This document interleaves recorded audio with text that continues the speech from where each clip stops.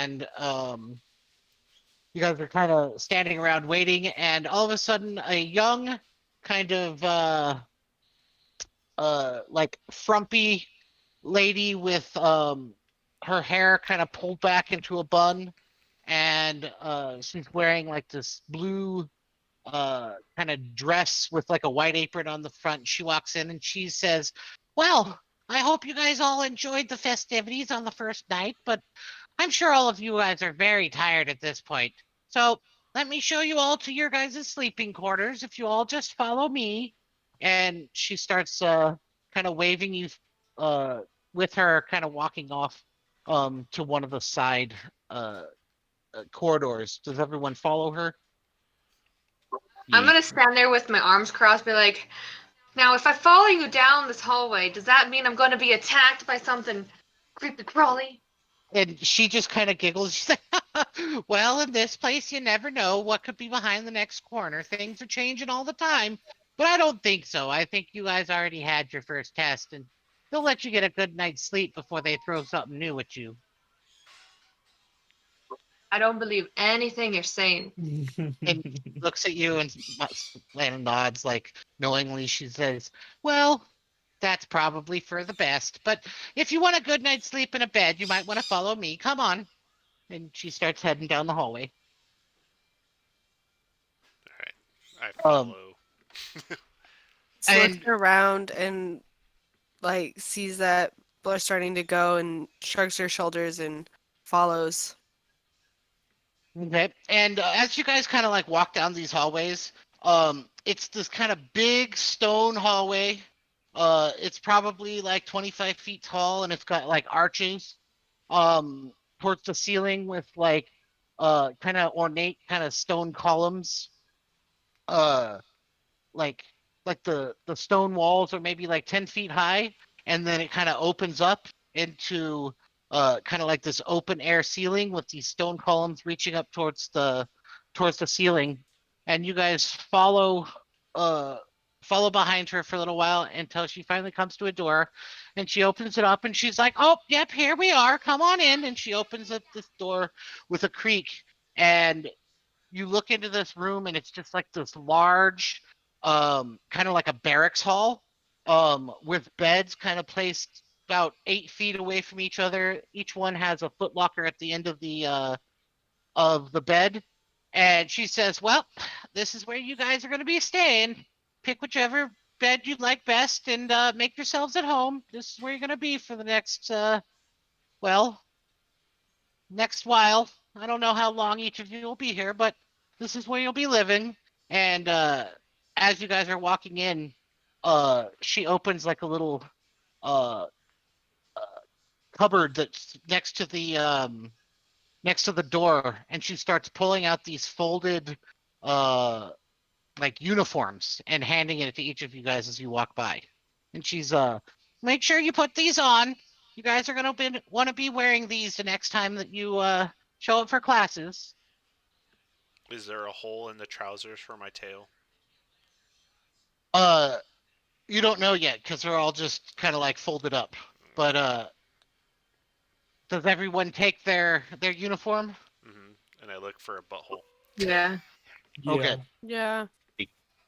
So as you kind of open it up, you guys all notice that even though it didn't seem like she had like specific name for everyone, as you open up these uniforms, and they are, so you have like these kind of like black, almost black, more like a charcoal colored pants, and you have like this kind of like blood red, kind of like what's the word for the medieval version, like a tunic Mm-hmm. type of a thing.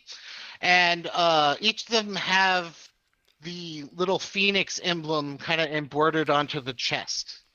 And you notice that each of them fit you like they were tailored for you, even though you've never been around a tailor or sent them measurements or anything like that. It's like they knew. Mm-hmm. Um, so she's the old lady kind of, or the woman kind of hands you everything. And her name is I should have said this when she introduced herself. She says, "My name is Margaret. If you guys need anything, just always let me know. and if it's within my power or you're allowed to have it, I'll make sure to acquire it for you. But go ahead and make yourselves at home. Hang out here for a little while. If you want to get some sleep, that's fine. Or if you want to have a nightcap, you guys can always head out. And she kind of hands each of you guys like a class map, and she says, if you head out this door to the right, the third door on the left, just exit that door and it'll head on down to the town. And if you have any questions, just let me know. And she kind of walks out the door and closes the door behind you. And what do all of you guys do now that you guys are in your barracks? You see as everyone's just kind of like picking beds and stuff like that. I'm gonna immediately start changing into the uniform. Okay. Is it in front of everyone kind of thing? Oh I yeah. don't care. Straight No, up I was just military asking. barracks. Okay. And then, do my trousers have a hole where that should? Absolutely. Oh, okay. So I don't have to do it myself. No. Sorry. I'll actually probably seek out Ayla and be like, you mind if I bunk near you? I figured since we already know each other. Down, and I'll be like, yeah, I trust you enough. Adam? Sorry, Alistair is trying to prank me over here. Oh, okay. But if you turn into a spider in the middle of the night, I am not going to hold back. Just say. And I look around the room as if somebody is like, Soma or whatever is watching. Well, No, but as you make a perception check real quick. Okay.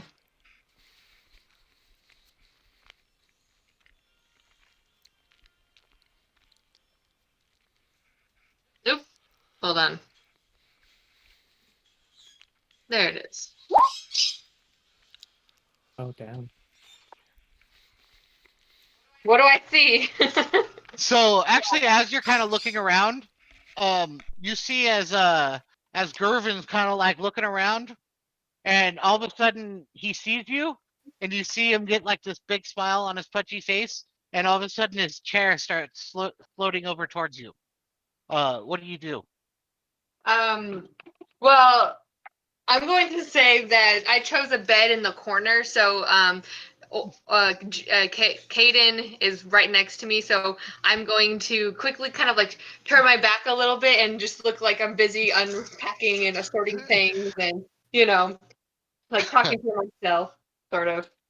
So he kind of like floats over. He's like, oh, it looks like you got yourself a quarter one.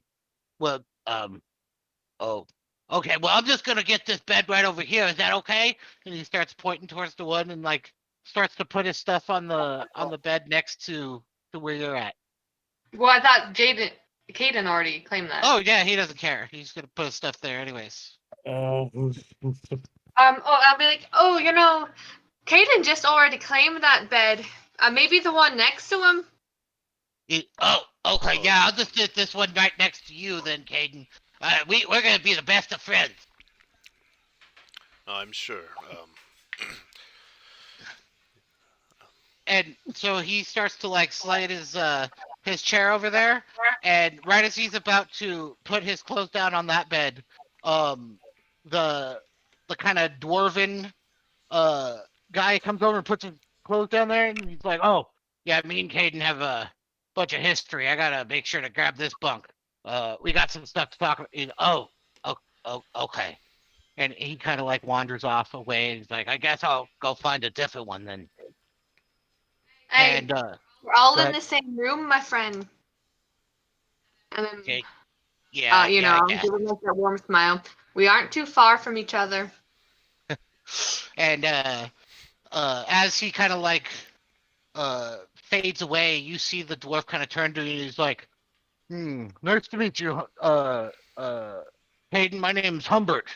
Guess I saved you from lifelong of annoyance for you there." Well, I appreciate it, Humbert. Yours, Humbert? Is that how you say Yes, it? yes, Okay. yes, that's my name. Well, I guess I owe you one. I guess you do. I'll remember that. And he just kind of like turns away and starts putting his uniform on and stuff like Yep. that. I'll do the same. So what's everyone else doing while this is going on? I want to use minor illusion. Did I unmute myself? Yes, Yes. We hear you. I can hear you. I'm gonna use minor illusions to give They were Althea some decency while she's changing. just a sensor bar. So you Okay, guys. I'm gonna walk out of it I'm because I gonna don't keep like moving it shit with like that you. around me. I'm gonna continuously walk around, and I'm gonna be in my undergarments until that goes down. Because I'm gonna continuously try to get out of it. It is a You cantrip. just see all of You the just keep adult casting it. males in the entire room just averting their eyes, like, oh god. This would be faster if I just drop it. um.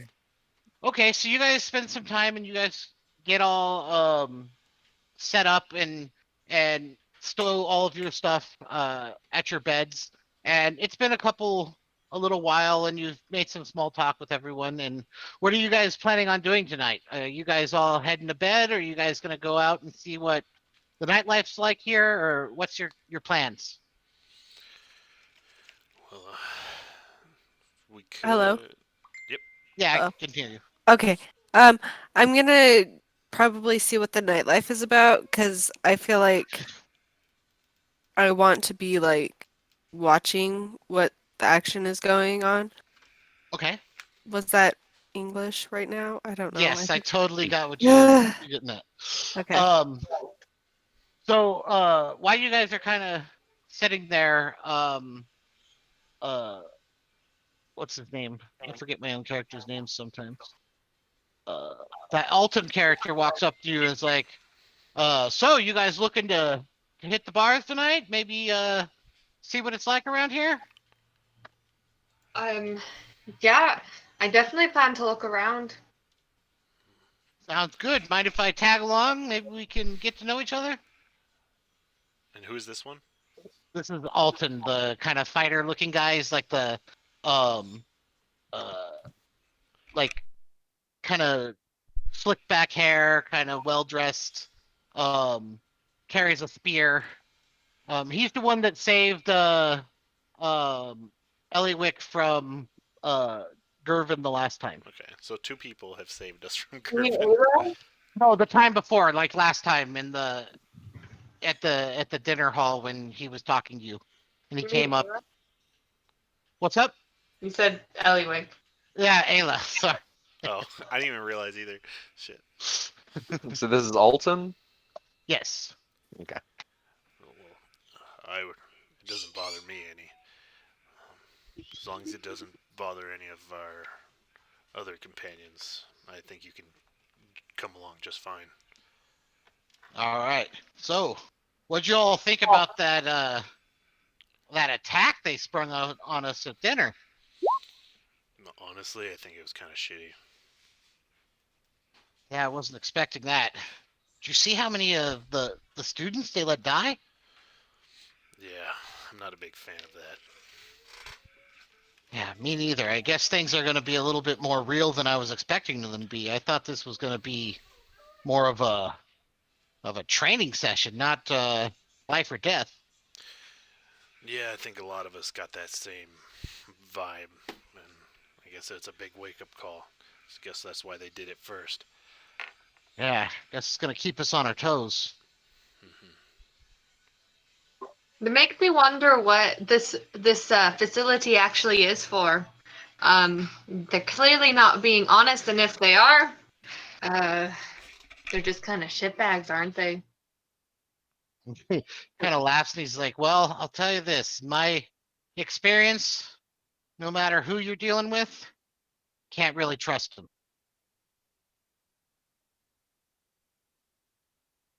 I was on mute, and I'm like, I was on mute. I'm sorry. I'm very sorry that that has been your experience, and I just kind of shrug and turn away. Okay.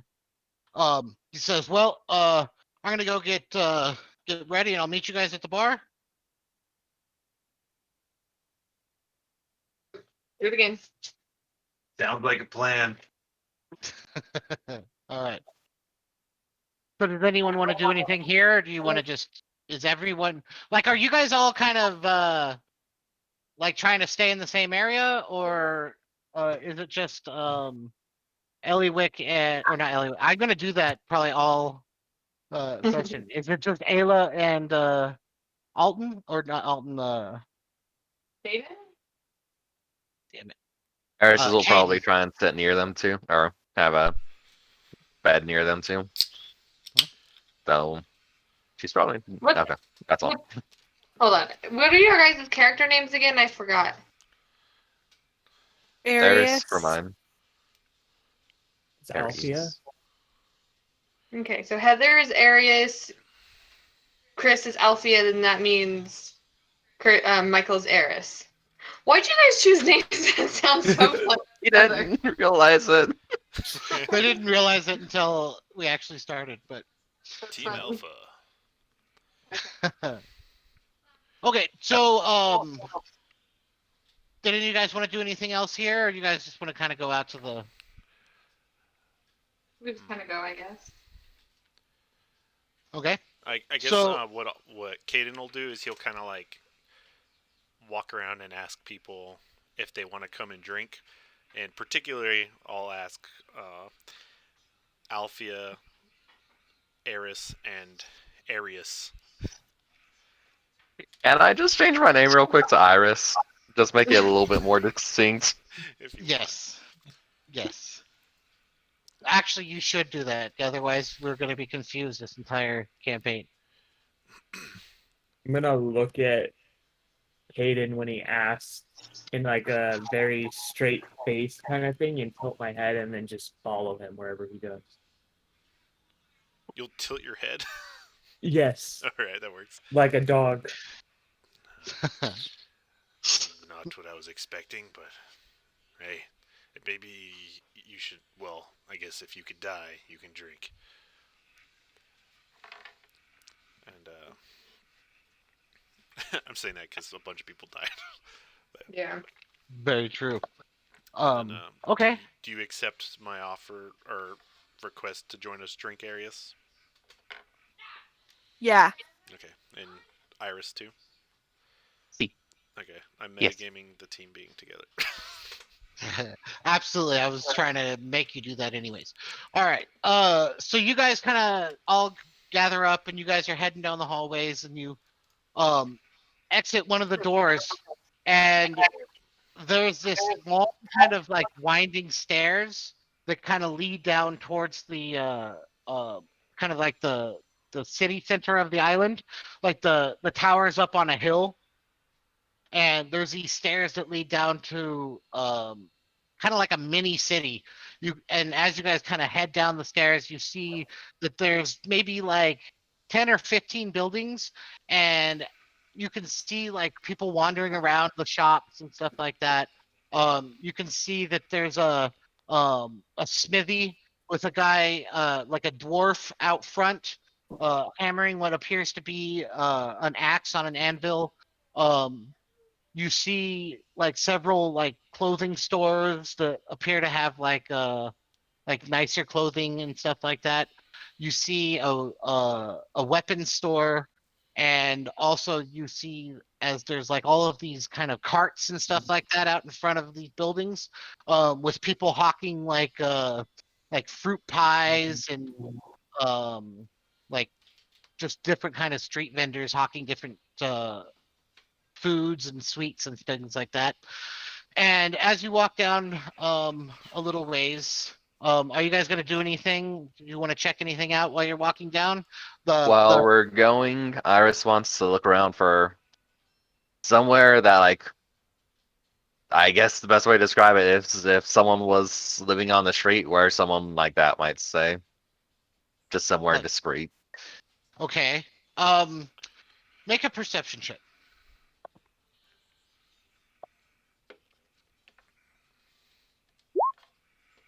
That is shitty.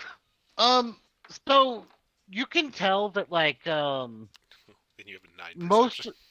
most of the people that live here appear to be either like staff at the tower or like like sailors that have just stopped here on like a trade route, and they're basically just kind of like killing time before they leave. Like there isn't really any kind of like a homeless type of situation going on. You do see some like alleys that you could probably tuck back into and nobody would be able to see you. Um, but everything seems very clean and like orderly, and you see um uh these men kind of dressed in like white chainmail, like the actual metal itself is white, and they have red shirts underneath, and they're wearing these kind of like conical helmets with the phoenix emblem kind of embroidered on the front of the helmet, and you see them kind of like being discreet but kind of like all over. So it looks like you can tell that they're guards and they're keeping an eye on everything that's going on out here to try to prevent any kind of trouble or anything like that from happening. This town appears to be very well off. Maybe they sell all the items of the students they kill. That would make sense. That is That would probably make very true. I mean, I had a few hundred gold on me. If I died, they would have got it. uh Also,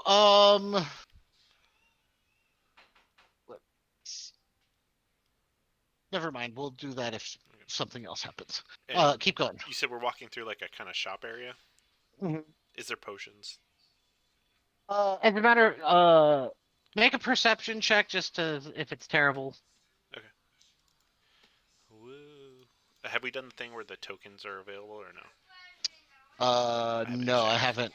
I haven't 12. added that in yet. That's higher than my passive. That is very true. Yeah, so you kind of look over and you see kind of like an alchemy shop.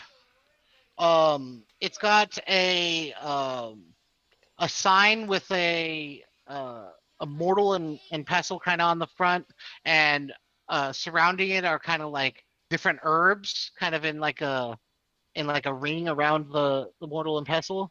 And the name of the shop is, so I can find it.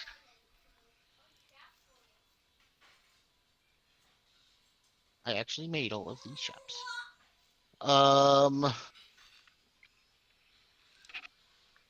So the name of the shop is Hannah's Herbs. Herds or herbs? It's herbs, but Oh, because okay. of the alliteration, Yeah. everyone calls it Hannah's Herbs. All right, I'm down. I just look for standard healing potions. So as you walk in, there's like she's kind of like a middle-aged looking elven woman, and she's got this blonde hair, kind of like long down to her shoulders, except for like this kind of braid that she has around the top, kind of like a crown looking braid thing. You know what I'm talking about. Yeah. And she looks at you and she's like, "Oh, a customer. How can I help you?" Um, I could use some healing potions. And she says, "Oh, healing potions. Yes, of course." And she like reaches down behind the counter and she's like, "Oh, was this your first day?" Yeah, you could say that. Yes, we get a lot of the first timers here for the healing potions. And she starts kind of like, she brings out this box, and like you hear this like kind of tinkle as it sets down on the table, and it's filled with all these different flasks and files and stuff like that. And she's fingering through them, and she's like, "Oh yes, here they are." And she pulls out 4 or 5 of them, and she lays them on the table, and she's like, "I have 5 healing potions. Oh, and I have a couple greater ones in here. Would you like to see those?" No, thank you. How much are the regular? Oh, those are going to be 35 gold pieces. 35. Would you be willing to drop it at all or no? She looks at you and she says, um, "Well, you know, there's only so many people here, and I only have so many potions. I mean, if I didn't sell them for a profit, how would I make any money?" Here, how about first time buyer discount, and you get a likely return customer. Roll a persuasion. For that, Eris is gonna pop up next to Kaden and be like, "It'll be benefits if we survive long enough to come back and shop again." And she looks and she says, "Oh, look at you! Aren't you a dear?" And go ahead and roll your persuasion check. Actually, you know what? Uh, Iris, you roll a persuasion check as well. I rolled a 3, so hopefully you do better. It wasn't meant uh, to be. Oh well. and she looks at both of you and she's like, "Oh yes, but if you both die soon, and obviously if you need healing potions, you're very worried about that, then I won't Can get I any try to more." do? Can I try to do a persuasion to see if I can? I don't know. How do you plan on persuading her? I'm gonna go up to her and I'm gonna say, "We're doing potions, right?" Hmm. Yes. Okay, I'm gonna go up to her and I'll be like, "Is there any way that you could do it for me? I guarantee that we'll be back. We're part of the we're part of the academy now. So there's no way that we're gonna die." Kind of looks at you and she smiles and she says, "Oh, oh dear, I know you're part of the academy. That's why I'm so worried about you dying." Oh Uh, no. This group of people, we are very strong. oh, aren't you cute? Go ahead and roll a persuasion. Hey. So she sees the two Oh. of you and she sees uh Alf uh yours Althea, right? Yes. Althea walk up and she's adorable and she says, "Well, you guys are so sweet. I don't want any of you to die." All right. 25 gold pieces each this time. All right. All Deal. right. All right. I'll buy 4 of them then. Okay. She says, "Oh, four of them. Excellent. That'll be 100 gold." There you go. Or yeah, that's how you do math. I'll Okay. buy two. And she says, "Oh, hold on." And she walks to the back and she says, "Hop," and comes back out a second later. And she's like, "Oh, you're lucky. I had one more in the back." And she hands them to you and she says, "That'll be 50 gold pieces." All right. I handed the 50 gold pieces. And she says, "Thanks for doing business. Nice doing business with you. Now, is there anything else I could help you out with?" No, that's all. Thank you. "Thank you. I look forward to seeing you all again, Yes, and we will. especially you." And she actually like reaches out and kind of pats you on the head, Althea. I will take the pat and then I Careful. will walk away. She bites. She pulls her head back and she's like, "Oh," and yeah. So I Ayla, we've talked about this a little bit before, um, about you being into alchemy and stuff like that. Yeah. Is that like still a thing that Oh you're yeah, looking into? definitely. Okay, Hmm. okay. I was just wanted to make sure because I was gonna do some stuff with this character, but I wanted to make sure you were still wanting to explore that Oh, whole okay. situation. So okay. Um, so you guys kind of leave the store and you guys are back out on the street now. What are you gonna do? There's there's the vendors. If you look down the road a little ways to the left, there you can see that it's clearly an inn because there's like a ton of people there. You see lots of the students that you were in the that you met earlier in the day outside, kind of with mugs of ale in their hand. You see a steady stream of people kind of going in and out. You see kind of like a drunk guy kind of like staggering away um from the inn, and like he like stumbles in the street, and like just a second later one of those guards in the white chainmail with the helmets kind of like grabs him by the arms and he says, "Let's get you home," and like starts kind of dragging him away.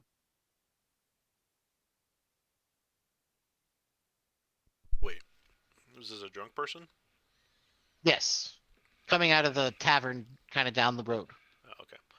And that's where we're headed. I'm guessing, Okay. unless you guys want to go somewhere else. And that guy's. Oop. Can I get some food? Absolutely. There's like little like market carts like in front of a lot of the buildings selling things like one of them selling like meat pies, another one of them is selling like little cups of cut up fruits. Another one of them is selling like candied apples, things like that. I'll get a candied apple. Okay. So you walk up to him and uh she says, "Oh, get your candied apple. I have caramel and I have uh chocolate. Which one would you like?" And there's like a array of different kinds of candied apples. I'll take a caramel. And she says, "Coming right up," and she hands it to you and she says, "That'll be 1 silver." And what does that translate to? How It's many? 10 gold. Uh, Wait. sorry, other way around. 10 silver is 1 gold. And then it was 1 silver, right? Yeah. Correct. So the Okay. translation for all money is going to be 10 copper equals 1 silver, 10 silver equals 1 gold, Mhm. 10 gold equals 1 platinum. Okay. Cool. Um, so you take your candied apple and like you take a bite into it, and like it is amazing how crisp and like sweet this apple is, and the caramel is like it's like firm, but like not hard, and like it's like nice and salty and sweet, like some high quality confections that this person is selling. Um, Um, I go up to the others and I say, "You guys got to try this." Do you hold it up? Like, Yeah. can you tell me what exactly that is? I'm like spying, peering at it. Is it savory or sweet? It's a fruit with more sugar on top of it. Okay, sweets. And I'll promptly head over. okay, and are you gonna get a caramel apple as well? No, I'm gonna be like, when I walk over and I see that there's chocolate ones, I would like one of those chocolate round fruit. Um, and she says absolutely, and she grabs you one and she hands it to you, and that'll be 1 silver piece. And I'll give her a silver piece. And so you take this apple, and it's got like this like kind of hard chocolate shell on it, and when you take a bite, like uh the chocolate is very similar to um the chocolates that you and Jamie used to eat back in the day. Like you definitely feeling some nostalgia from Mm. from this sweet.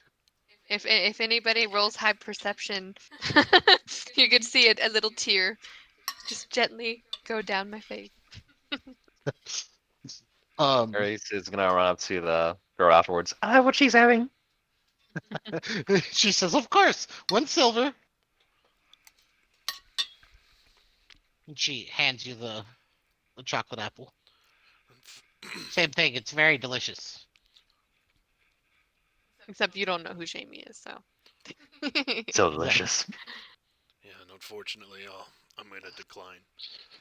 My blood sugar gets too high, my horns start to heat up.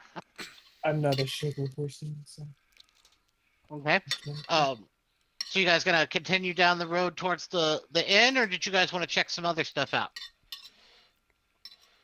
Mm, I'll be ready to head towards the end, but I'll be like gauging other people's interest on what they're doing. Hmm. I'm While observing. we're here with the cart lady, I'm just gonna call her cart lady.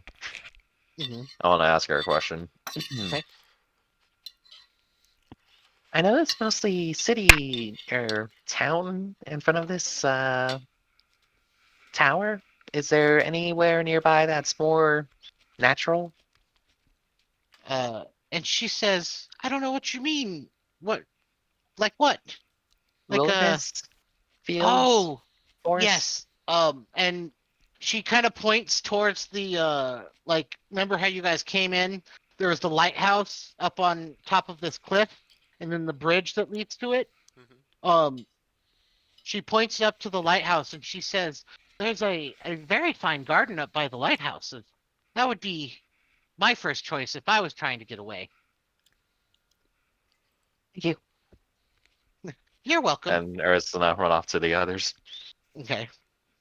Um, so as you guys kind of approach the tavern, you hear like kind of like music coming from inside. You hear all these loud voices like laughing and cheering, and you hear singing coming from inside. And you see standing out front, you see a big kind of orc kind of leaning against the wall and a little halfling in front of them in front of him with this mug in her hand, and she's like 3'5", and this mug like is enormous in her hand, and so she's holding it with both hands, just taking sips out of it. And as you kind of walk by, you hear the orc like, "I've told you this time and again.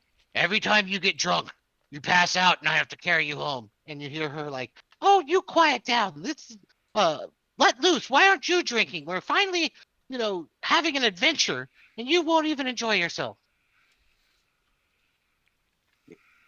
And their voices kind of fade into the background as you guys kind of enter the inn or the tavern. And this tavern is a two-story tavern. uh the ground story is trying to think how to describe how big it is. It's probably like a good 100 feet wide. There's like massive amounts of tables in the center of the room. There's a large bar at the back of the room with like different liquor bottles kind of lining the shelf behind. There's a like a half orc standing behind the bar, kind of polishing mugs and things like that. There's two stairways on either side that kind of lead up to these balconies on the top that kind of overlook the main like the main floor, and you see doors kind of lining the walls um behind the balcony where all of the rooms and stuff to stay at the inn are. What are you guys gonna do? Is what's his name with us? Alton, no, you haven't Alton. seen him yet. Okay. And then, well, I guess we could get a table and start drinking. Maybe forget those that died. I don't even know what their names were. um so as you guys kind of get a table, you find a table kind of in the back corner that's not filled with people, and you guys all kind of sit around, and I need actually, so you guys all just kind of sit around the table, and the waitress comes up and says, "So what do you have? Ales 3 coppers, a meal's 5 coppers, and if you prefer wine or spirits, those are going to be 1 silver piece each." I'm just gonna stare intensely back at her. No words. She like is completely oblivious to you. That she's just doing her job. She's like not even really paying attention to all of you. She's just like expectedly waiting. Like, hurry up! I got 50 other tables to deal with. I'll I'll have take a meal. 2 wines. One of them's for you, Althea. Okay. She says 2 wines, and you want a bite to eat? Absolutely. And she writes it down. And anything else? I'll take a beer. So 1 ale. All right. Anything else? Try one. A beer. Make that 2. How about you, very serious little girl? I'm just gonna stare at her. Oh, the wine. Nothing for Somebody you. else has Okay. to fucking tell her to just leave me alone. The She other wine says, was for "I'll be her. back in 2 shakes," and she heads on off. And as she's walking away, and you guys kind of watch her walk, I need uh Ayla and Caden to roll perception checks. Okay. Oh, and that one. Um, so Caden, I am going to send you a quick message first. What's inside my Ayla is clearly dissociating right now head? with that one. Oh, I have Arcane Recovery. I forgot about that spell. That's awesome. So, Althea, I got you really strong grape juice. Make sure to drink it all.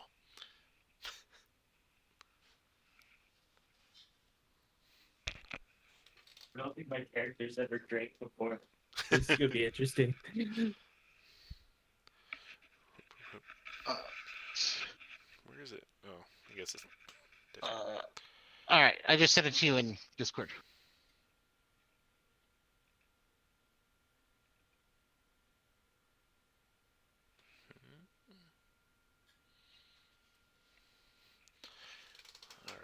All right. So as you guys are kind of sitting there waiting for your drinks, you see as Alden kind of walks into the entranceway. He's kind of looking around the bar. I'll raise my hand. And as he's looking, he notices you, and he's like, "Oh!" And he kind of puts his hand up to kind of gesture towards you, and he like steps back outside.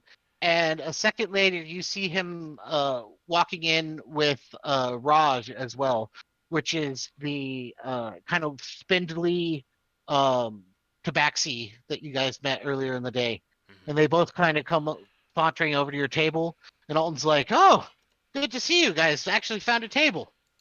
How's your evening going?" Pretty well. Some shopping, some candy, some alcohol. Sounds like a good end of the day. And you see Raj just kind of like standing there silently and just kind of like watching and looking around the inn. Um, and Alton kind of takes a seat. He's like, "Sit down, Raj." And Raj takes a seat at the end of the table, kind of like keeping his back to the wall so he can make sure to keep his eyes on everything that's going on inside the bar. And he was like, "So, what'd you guys think of the first day?" Well, if the silence says Yeah, anything. yeah. And he just kind of like looks at all of you. He's like, "Yeah, yeah, that's kind of how I felt about it too. What do you think they have in store for us tomorrow?" Death. Hopefully not. Production. He kind of laughs nervously. Hey, is I don't think it's a joke, though. oh, my name's Caden. What's his name again? Fuck, let me look it up. Alton. Oh, I have it written down. I just keep forgetting. Alton, is that lady over there? I kind of gestured to that woman sitting across the way, and I'm like, "Is she in our class? She looks familiar." Kind of like, Is this a class? Is that a good way to say it? A cohort. I mean, yes, yeah. I'm sure that lots of people would call it that. It's more, it's like, it's not an actual school, it's an academy, but I guess a lot of people would call it a school. If I went to college, I'd still call my classes classes. Exactly. Court? Yeah. Nah, that still makes more sense. So like if you were a uh what's it called? We could say like an athlete of some kind, and you were going to like um a camp or whatever to learn how to play football, you still like call each like thing a class or like a station. But yeah, class would work. regiment. I don't know. Mhm. Um, yeah, she part of our class. He kind of squints at her. He's like, "I don't know, but she does look familiar. I could have sworn I've seen her before." Hmm. I'm not sure. She doesn't look like anyone that I can remember from the class that I can remember. Are you saying? And I'll look. I'll be like, who are you talking? Like trying to whisper a little bit. Do you point her out, Caden? Yeah. Uh, Go ahead and roll an insight check. Ayla. Same thing. When you take a look at her, she looks very familiar, but you can't quite place where you know her from. I'm sure time will tell. And she's just kind of standing at the bar, drinking an ale, talking to two guys next to her, um, that don't look familiar to you. Hmm. Does anybody want to be brave and ask her? Nope. That's the exact response I expect from Caden. So as you guys are kind of having this discussion, the barkeep, the barmaid kind of walks up and puts your orders in front of you, and she looks at Aid, Alden, and so what do you have? And they both order their drinks, and she goes to fetch that for you. And so what do you guys do? Are you guys just gonna hang out and talk, or what's the plan? Drink my wine. And Make hang out sure and talk for a bit. Althea drinks not too much. Mhm. Eris is Mm, gonna Um, I have think. a sip of her beer and just like blanch immediately afterwards. Yeah, it's awful. so I will tell you this. So as ale goes, it's towards the higher quality. Like it's not watered down or anything. Tastes like Um, mush.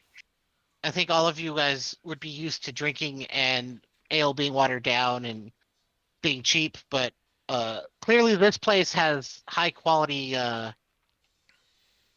and wine and stuff like that. And Ayla, your meal is like it's like a stew with like little bits of beef in it and like little whole red potatoes and like cabbage. It's like a kind of a nice like hearty stew. Okay. Pretty tasty. Oh, excuse me. That's what Ayla does too. Ayla got a head Hiccups. start on us. I mean, I'm the only one with food over here, so I think you guys are gonna be the ones who are getting the night away. Oh, Uh, while you guys are kind of sitting there, Raj kind of leans over and he's like, "Hey, did you guys notice that a couple of these people in this bar look familiar?" oh. Mm, Look around. Do they look familiar? Roll another perception check. all of us, or because like he's saying No, that to as a Kate. group, or I guess you can all roll one. Anyone who's kind of looking around Ah, at stuff. you we're said ready for my perception. nat one. Let's Are these the Jesus people Christ. that go. died? No. Ugh. Perception. I Wow. got a nat 20. This drinking's really helping me. So, Do you take your blindfold off, or Alfie, Althea, and Caden. Caden, you like you notice that like there's two or three other people that kind of look familiar, and then Althea, you look at the girl that they were talking about, and you know where you've seen her before, and you could have sworn you saw her throat being ripped out just a couple hours prior to this. It was a stud. Are you gonna share that information, or like, is this you talking out loud, or? No, Uh, I'm not sharing any of this information. I'm gonna keep it in well, Oh, me, Adam because of the guessed it drinking. just now before you said anything. So I feel I like I my know. noticed character that. would I could play that as my character realizing it, or no? Absolutely, Okay. absolutely. Why wouldn't you? Like you are your character. Yeah, but I want verification. Are these the people? Well, I was gonna say Yes, that, but he rolled a nat they one. look very very familiar. They definitely look like the people.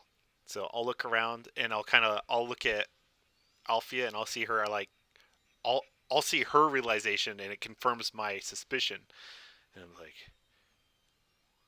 well, either they're clones or these are the kids that died or people or people. I'll just say people. After he says that, I'm gonna look at the girl actually, and I'm gonna share. I I saw her throat get ripped out, and I'm gonna point at her. And I'll look where he's pointing, and I'll guess, you know. I mean, now that everyone's pointing it out, like she definitely looked familiar to you. Okay. Shall we confirm, I guess? I'm I'm gonna just curious. stand up. What I'm gonna do is I'm not gonna say anything, but I'm gonna stand up, dramatically like drink some of my soup or my food or whatever, slam it down on the table, walk straight up to her, and be like, "What in the? Do you guys hear the echo?" Mm-mm. No. Okay. Not really. Okay. Um. Anyway, crossing my arms and look her square. Is she sitting or standing? She's kind of standing with her back against the bar. Okay. So And I'll as you just get walk up, she almost. kind of looks at you. I'll just get nose to nose. What does he think he's playing at? And she's like, "Excuse me, who are you and what are you talking about?" And I'm just gonna scoff and turn around and wave my hands in the air and go sit back down. And Well, you as see she's is walking away, I make the candles in the room flicker in and out with uh thaumaturgy. okay. Um so as that happens, you see kind of that girl's watching as Ayla walks away and like kind of has this look on her face like, "What the fuck was that?" And she looks over at her friends and they're like kind of like shrugging their shoulders like, I don't know. And then all of a sudden the lights flicker and everyone's like you hear like several like little soft gasps and like, "What is that? What's that? Oh God!" And then you see a couple of people like stand up and like put their hands on their weapons, like, "Oh, what's gonna happen now?" Oh shit. Sorry, thaumaturgy. Uh, I thought you guys would be used to the flare. And you look over and you see Raj literally rolling on the floor laughing. And Alden's just kind of like looking down at him like, "What the fuck?" But he finds your joke incredibly hilarious. He stands up and he's wiping a tear from his eye and he's like, "Oh man, that was a good one. Well, Ah, you really got him." I didn't mean to scare anyone. I just have a taste for drama, I guess. Like, yeah, yeah. I'm gonna keep my eye on you. You're definitely It's where kind the of bit humor's out gonna there. come. Yeah, usually where I'm from, they use thaumaturgy to embellish, so it's a common occurrence for flames or lights or voices to change constantly to set a tone. I was just in the habit of it. He's like, yeah, where I'm from, everyone's like super straight edge, and like they don't think anything's funny, and so like we just all kind of like sit in our stupid monasteries with our legs crossed, like saying and stuff like that. It's pretty boring. That's why I decided to come out here. I used to do that a lot on a boat. A really long Yeah. boat ride. Those boat rides, they could really go way too long sometimes, can't they? Yeah. All right. I Uh, continue drinking. so you guys, spend some of the night kind of drinking, and you notice is most of the people there are like getting pretty inebriated. It's getting kind of late, and people are starting to stumble out and head home. Uh, who all was drinking all night? Not Not me. I really. mean, I had one wine. I'll take Yeah, it. I Someone was probably drinking had all one. night. I So probably none just. of you guys really No, I did. indulged. Okay, so I need you to roll a Constitution save. It's been a while since I've drank. Yep. You are Ooh. Well, fucked up. Uh, so I need you to we'll deal with this actually a little later. But so all you guys are sitting there and you just see kind of like Caden like swaying at his table with a mug of ale in his hand, who's kind of like staring blankly into space. I mean, it always Um, looks like that. My eyes are black. ha, that's true. But when I Oh, burp, a Alistair. cloud of black smoke will like spill out. Hold on, I'm gonna put Alistair to bed. Okay. Actually, this is a perfect time to. So we'll just say that you guys kind of are you all you guys gonna just head home, or do you guys want to do something else tonight? I'm Eris is gonna head gonna. home. Okay. So you Eris guys, is not heading back home.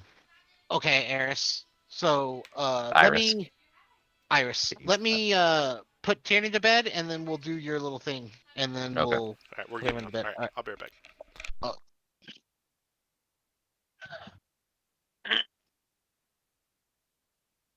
How's y'all's week gone? Weekend? Week? Dang, I don't even know. It's going good. I'm gonna go use the restroom though. Okay.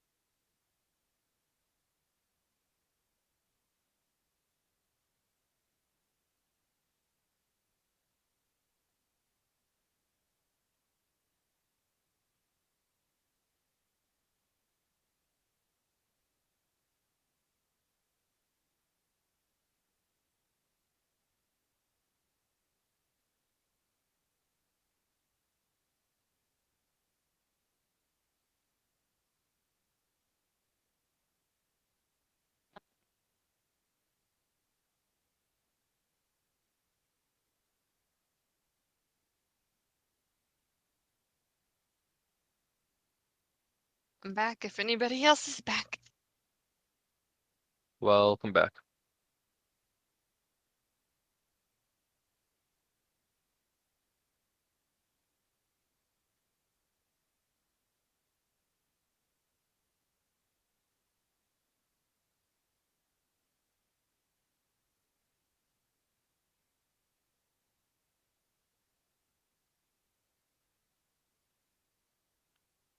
I just realized I muted myself. What kind of cake are you planning on making? Chocolate cake with funfetti fudge. What is it called? Frosting. So just basic. Go wrong with that. Mm-hmm. Not going anything fancy. But I'm a huge fan of chocolate cake and like sprinkle. I don't know what it is. It still makes you happy, like, makes me feel like a kid. Maybe. I don't know. Whimsical. Yeah. And it tastes better. Like when you buy the store-bought cupcakes, they're fine if it's like if the frosting is just plain white. But Mhm. if they're colored, all you can taste is food coloring. And that's frustrating. But the funfetti, it has a splash of color. And it tastes really good.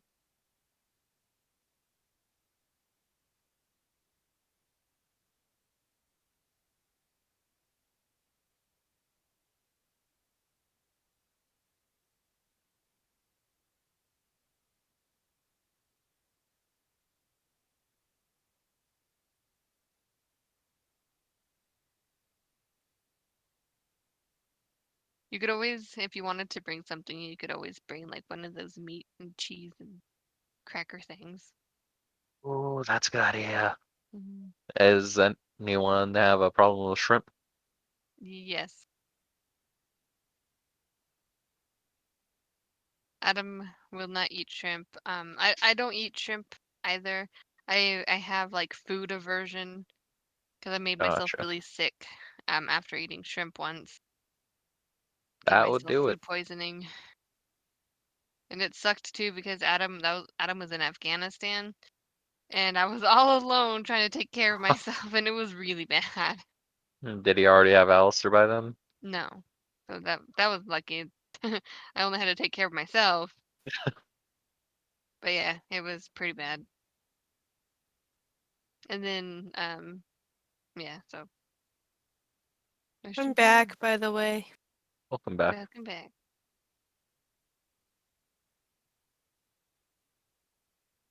Yeah, I'll bring one of those sandwich things, mini Mhm. sandwich things, cracker things. Yes. Mhm. I remember my sister, my blonde sister, my sister Destiny, um, you've met her, I Yes. think. Mike, okay, yeah. Um, when we were camping one time, we had one of our mom's friends brought like a giant platter of different types of cheeses, and they're all like, I guess gourmet cheeses. I don't know, they're fancy cheese, but Destiny pronounced Dubliner cheese. She was like, Dublinet is really yummy. And like I always think about that. I know it's not really funny when I tell the story, but like she did a really good like French pronunciation of an Irish name.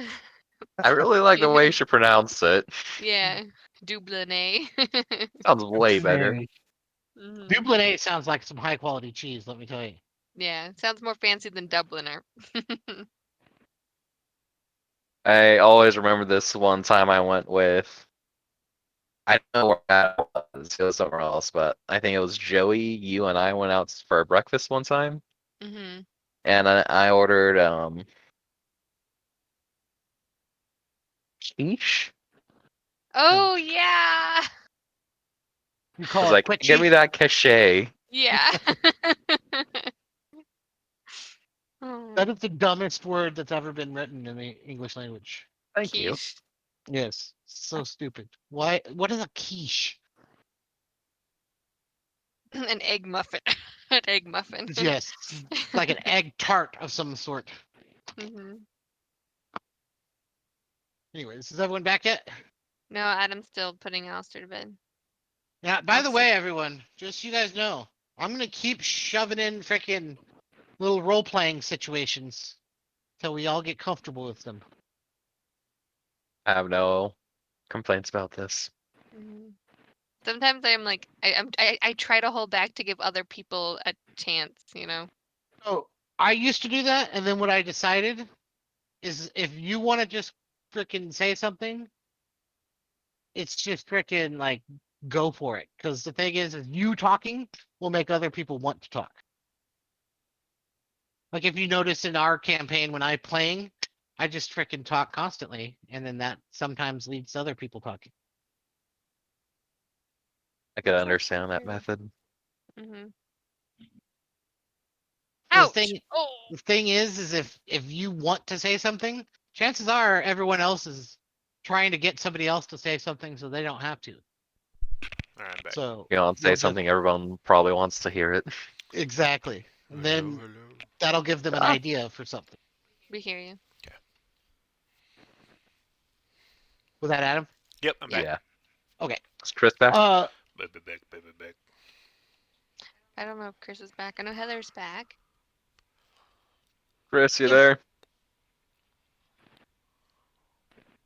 Well, since Not we're yet. gonna do your thing, Iris, is it important that everyone kind of like hear it, or is it Probably not. okay? So, you guys all kind of finish up drinking, and you guys kind of start to leave the bar. Um, and do you guys all leave together, or just kind of file out individually? I figured I would wait for Yeah, people I to want to start leave by leaving and myself. join them. Okay. So you guys all kind of head out of Eris will the. probably just head out a little bit early then to do this. Okay. Um. I'm gonna go wander around town for a little bit. I'll catch you all later. Okay. Keep on the lookout for doppelgangers out there. I'll let you know if I see one of you. Um. And Eris is gonna head out towards that garden area. Okay. So roll a survival check, but it's gonna be to kind of like navigate to where you want to go.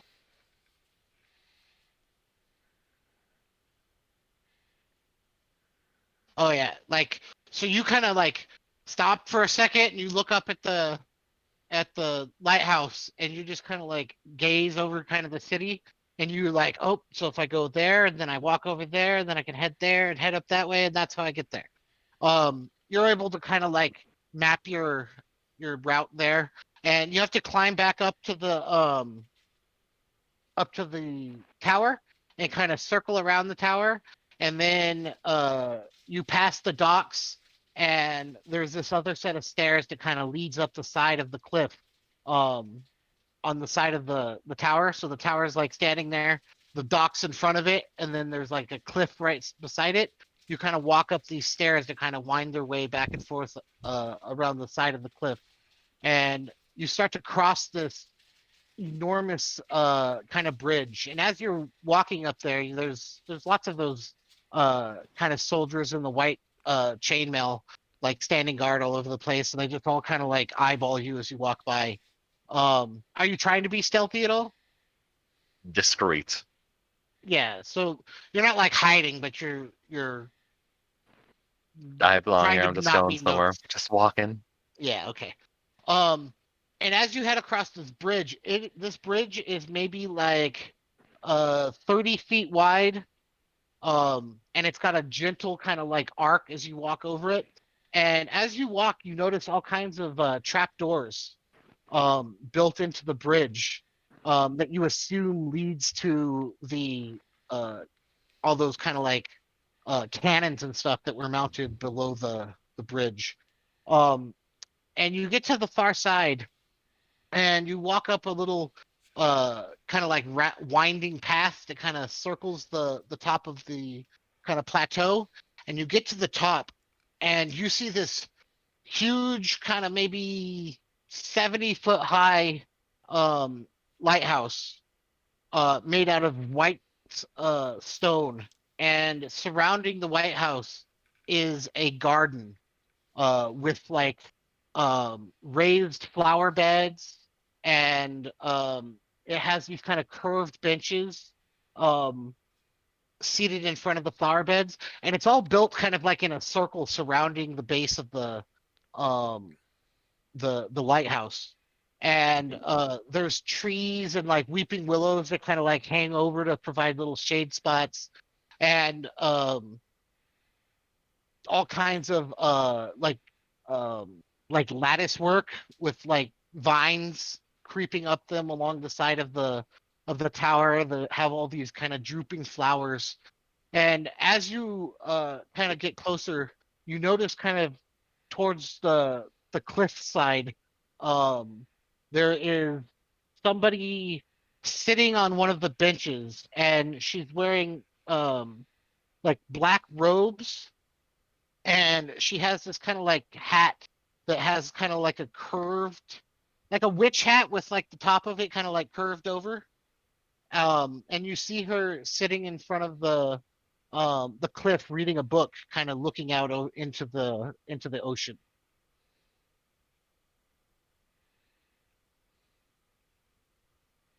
What do you do? I'm going to avoid the witch lady and start looking for an area that's, for lack of a better word, somewhere someone could sleep undisturbed.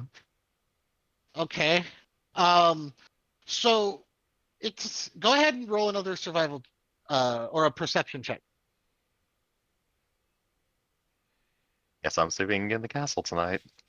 So it takes you a while. You kind of find this kind of spot kind of next to the lighthouse where there's this lattice work that kind of sits away from the wall, and there's like a rose bush kind of next to it, but there's like a little hollow between the lattice work and the what's it called? Uh and the lighthouse that you could probably like squeeze your way in there and nobody would be able to see you. Close enough. And she's going to set up a alarm spell in the general vicinity. Okay. Then she's gonna go sleep. Okay. I want you so you crawl in there, and right as you kind of like get like comfortable, you like pass out. It's been a long day, and you're waiting to fall asleep. And I need you to roll a perception check. Nick, you sleep through the night.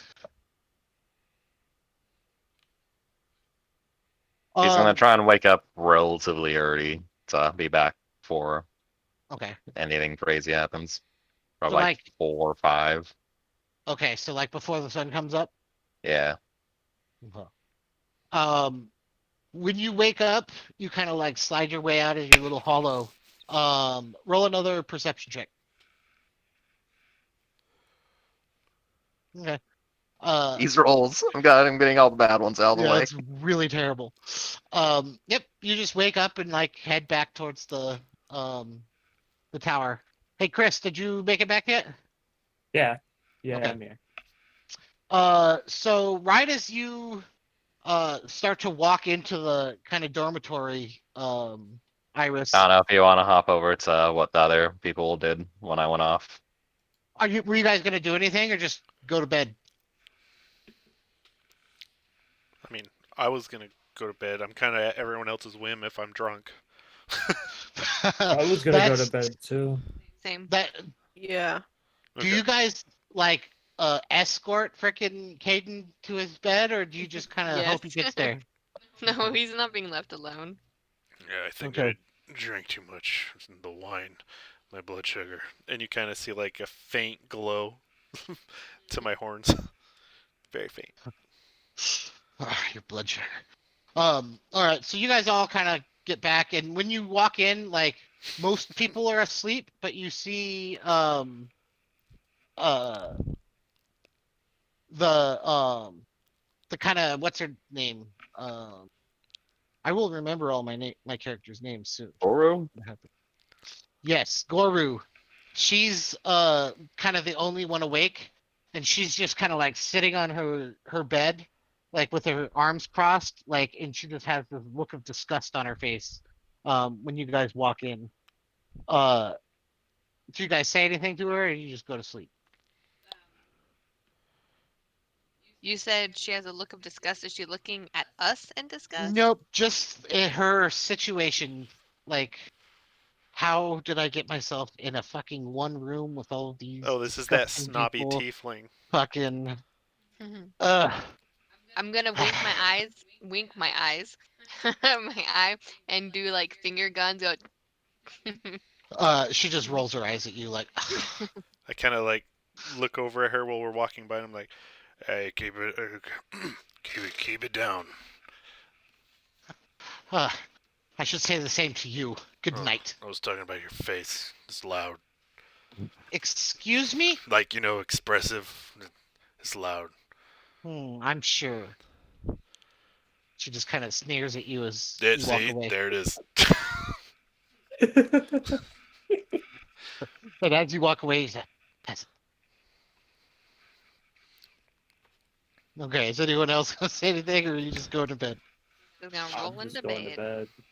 Okay, so you guys all climb into bed and slowly drift off to sleep until suddenly you are awakened by this loud gong sounding bell, just this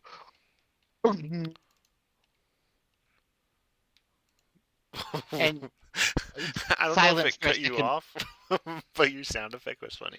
I heard Uh, and you keep hearing that bell over and over again, and you just see while everyone starts to like scramble out of bed and start to get dressed and everything like that, you see a kind of like middle-aged uh what is that race that I'm looking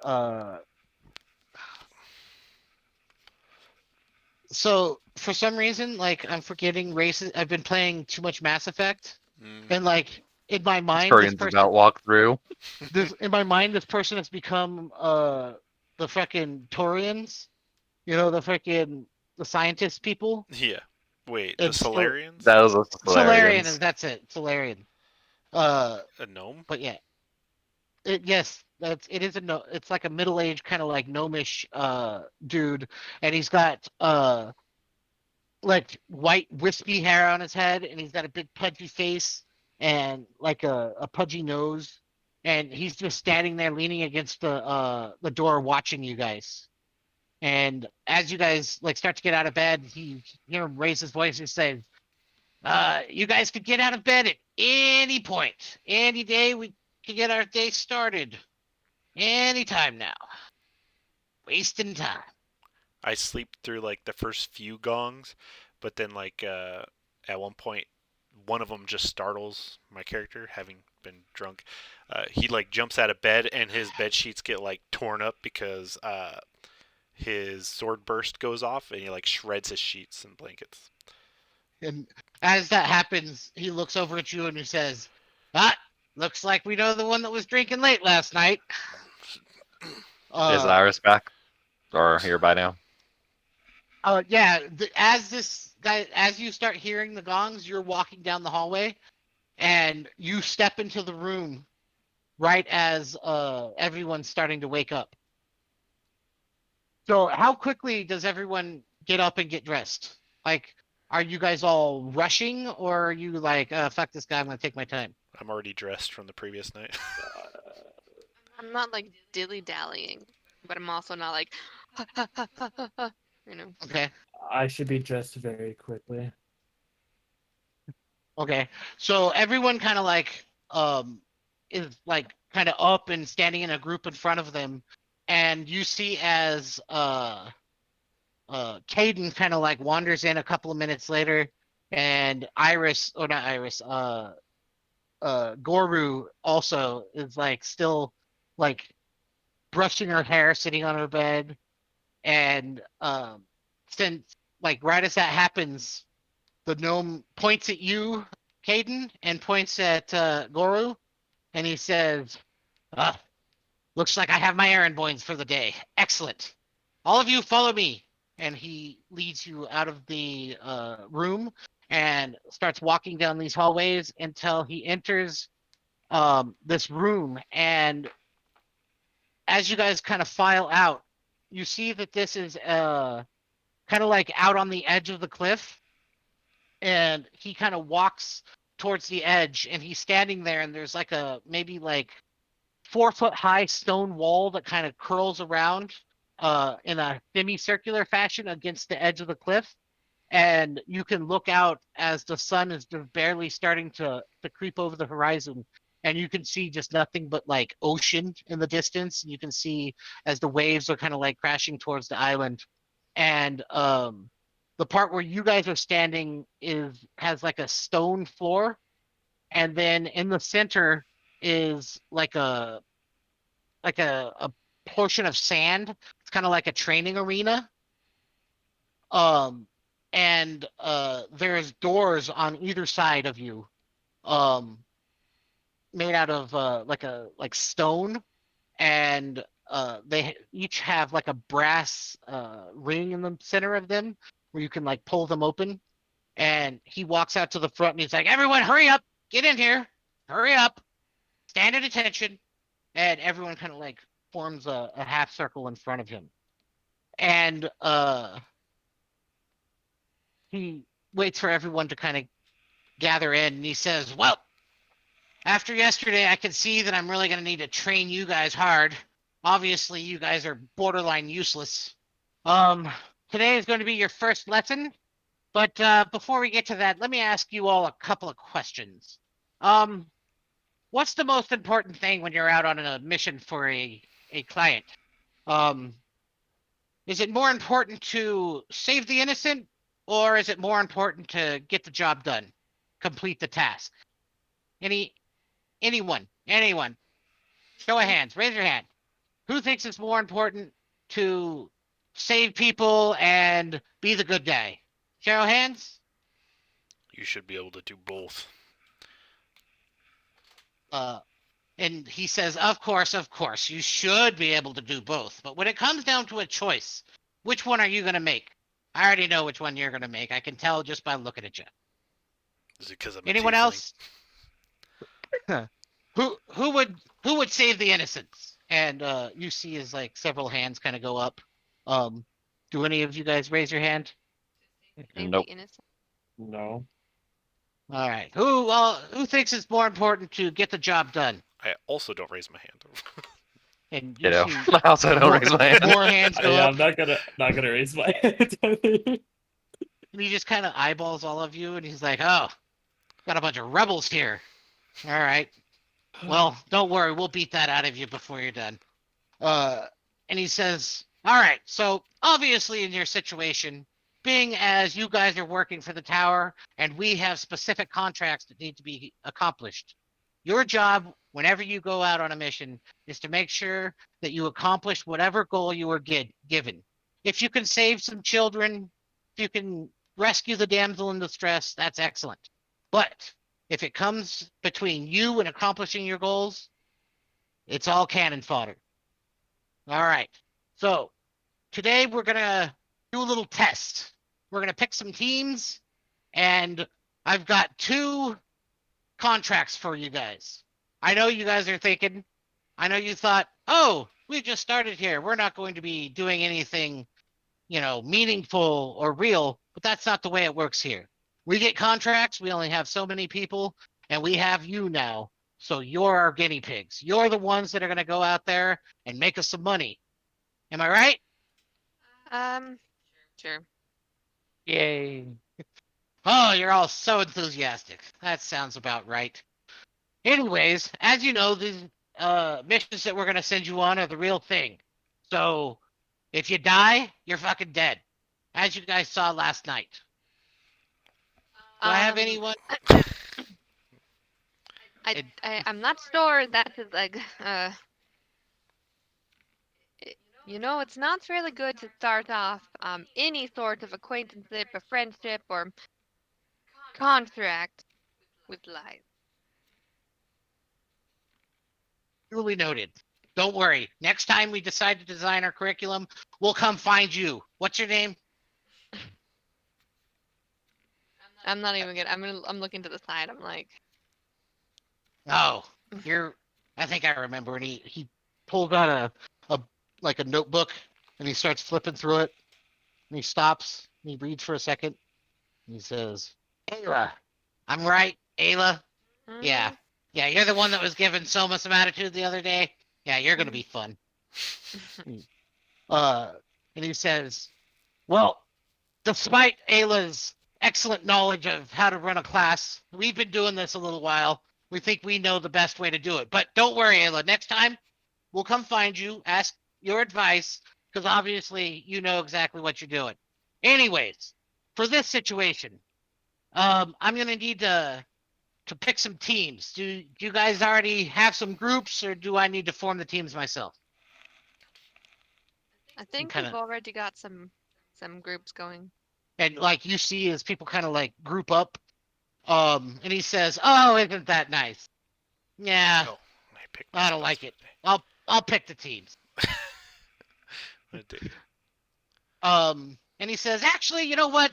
Since you guys are acting like children, we'll do it like children do. We'll do a schoolyard pick 'em. How about that?" And he says, "Okay, silence. Great. That means it's an excellent idea. All right, first things first. Let's pick some captains." And he points at you, Caden. I say, and he says, "You, the horn guy, get over here." And points at Goru, and he says, "Angry noble chick, you come here too." And what do you do, Caden? Well, I step out. Okay. So, you guys, and then you see as Goru kind of like walks over there, like arms crossed, like uh, kind of like chin in the air, like I'm better than all of you. And he says, "All right, so here's the situation. These two people are going to be your captains, but let me tell you what you guys are into. So one of you guys are going to have to uh, we have two contracts. One of them, there's been some children going missing from a town to the north, and the other one, they wanted to kill some kobolds. Um, kobolds seem like the easiest one, but those are your options. So let's go ahead and pick teams." And he says, "Caden, pick your first person." All right. Althea. Okay. I'm So gonna Alfia, walk you over walk over to him. there, Yeah. and Goru kind of looks around, and she's like, "I'll take the big orc character." Um, and all right, next, Caden, pick your next person. All right. Ayla.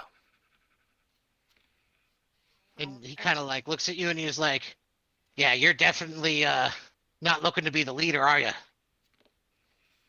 Looks at who? uh, Caden?" I ignore him. He's like, "Oh, okay. All right, Goru, pick your next person." And she picks uh Raj, and he goes over there, and Caden, pick your next person. Um, I, Iris starts raising her hand in the air. I look at. I'm like, okay. Iris. She runs up And there. Little jogger. uh Goru picks Alton, and then your choice again. uh, Arius. And Arius goes over there, and then Goru picks Lily, the little half gnome person, and uh it's up to you. One more pick. So what's left is uh what's his name? You see kind of as he says that, you see as uh Gervin's kind of sitting there, and then you see Humbert, which is kind of like the cleric kind of guy, and Eldrith, which is the The uh Dragonborn. Dragonborn. Dragonborn guy. Well, Humbert. And Humbert's like, "Ha!" And he walks over there, and he's wearing like this chainmail, and it starts clinking as he walks over to you. He's like, "Good pick, sir." And then Well, I owe you one. the gnome's like, "Huh, I'm bored now. The other two, you're on frickin' her team." And all right, so he looks at you, Cade, and he's like, "Think I'm gonna have you guys go save the kids. You look like the type." and that leaves you guys to kill the kobolds. All right. So there's two doors here, and let me explain how this works. Um, and he's like, "Oh, I haven't told you guys my name yet. Ah, slipped my mind. My name's Fenric. Just so you guys know, I'm gonna be the one trying to get Oh. you guys killed on a daily basis. All right. So here's how this works. The incredibly adept mages at the tower have somehow discovered a new way of traveling. So the way this works is behind each of these doors is a portal. Once you enter the portal, you'll be transported to the beginning um of your mission. Uh and there will be you will enter through a door in the area in which you're supposed to travel to. Now, that door will continue to be the portal until you guys return.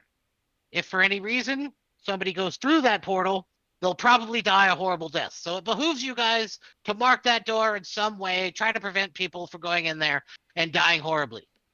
Now, if you don't want to do that, that's fine with me. If you want to throw small children in there, that's fine with me too. But that's the way it works. Just so you remember that. All right. So, Goru, take your party, go that way. And he points to the right. And he says, uh, Caden, take your party and go that way. And he points to the other direction. All right. Let's get going. And Goru just immediately walks off and walks through the doors. And as that happens, Fenric just like shakes his head. Ah, newbies. And you guys walk through the door too? Yeah. Yeah. So you guys walk off and you walk through the door, and all of a sudden, as each of you walks through, there's this big bright white flash, and your vision goes like bright white, and that's all you can see for a couple seconds, and then it slowly fades away, and you find yourself standing directly in front of Fenric again, in the same kind of organization as you were before you left. And he just looks at you and he shakes his head and he's like, "So, every time we send you out on a mission, you're just gonna freaking head on in there, right? You're not gonna ask any follow-up information. You're not gonna be like, hey, what kind of children are going missing? Where are they going missing from? Where are we gonna find ourselves? You're just gonna rush off. That's the plan."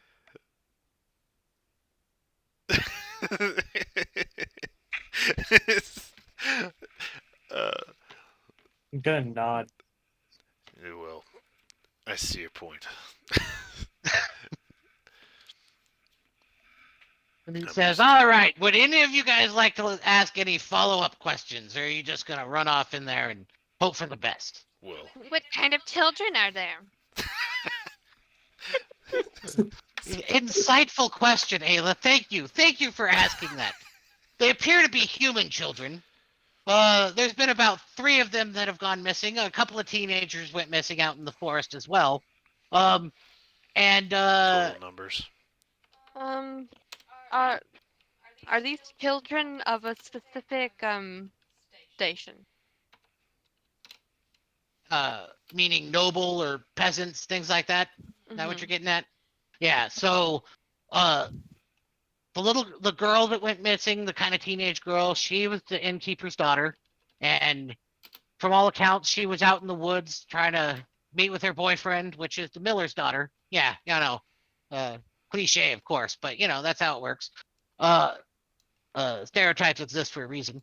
Uh, but the children appear to all be a mixture of nobles and regular townsfolk. It's a small town, so really the aristocrat class is only a couple families. And is there any problem with Faye? With what? With the Fae? Fae? Well, I will say this: the people said that they've been seeing small creatures in the woods with glowing red eyes. But you know, they're peasants. They always see glowing red eyes. Um, do I know of any like you know, typical sort of fey things that have glowing red eyes. Uh, Little children. roll an intelligence check.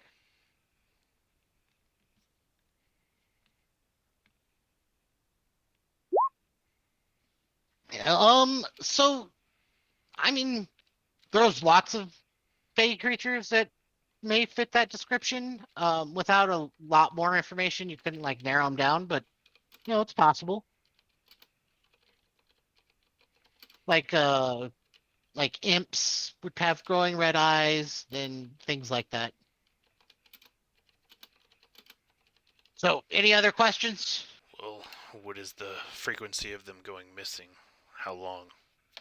So those teenagers went missing first, and then about 4 days later, um, the little girl went missing, and 2 days after that, the little boy went missing, and then the next day, uh, another little girl went missing, and uh,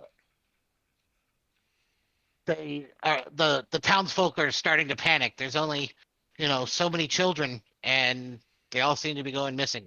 People are talking about demons in the woods and things like that. We did some investigating.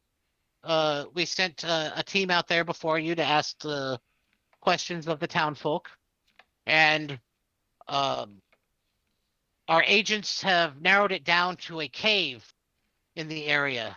Um, they discovered small footprints heading away from each of the different abduction sites, heading towards the same cave. So we're pretty sure that's where the cause of the disturbance is, and that's where we're sending you guys in to go handle that cave. Hey, Any other questions? Nope. Okay. Well, I guess get the hell out of my sight then. Alright. lad. I turn, and right before I leave the gate, I kind of like hesitate, look back, and then I go through. Bloop. Okay. So you guys walk through, and as the light kind of dims, you guys find yourself standing um in the middle of the forest. Um there's big tall trees kind of surrounding you, and as you look behind you, you see a large kind of like rock, probably like, the size of like a small, how am I it's probably like a 20-foot tall rock by like 10 feet wide, and in the middle of this rock is a stone door. Um and you look out in front of you, and kind of in the distance, maybe like 200-300 feet ahead of you, you see kind of like a mountain with like rocky cliffs kind of uh on the edge of the mountain, and it extends in both directions by like several hundred yards, like as far as you guys can see.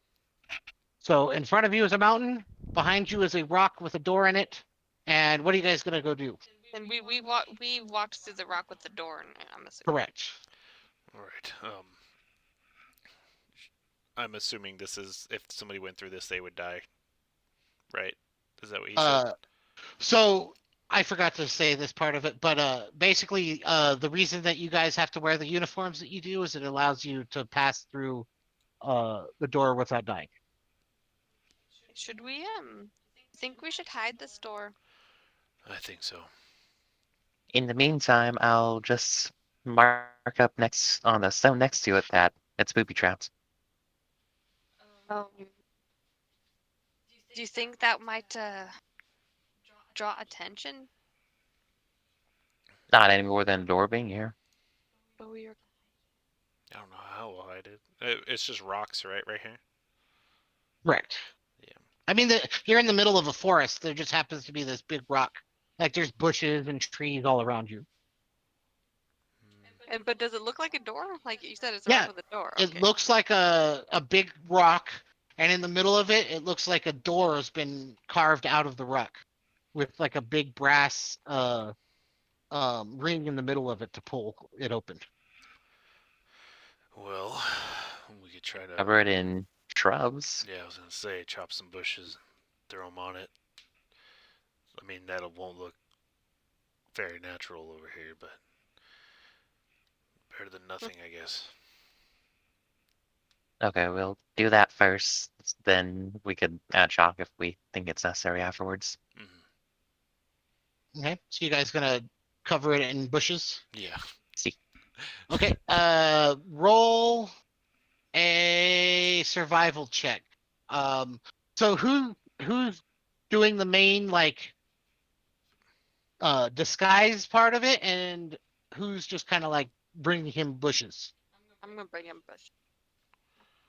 Iris I'm or just sitting on a Iris will rock. try and do the disguise part.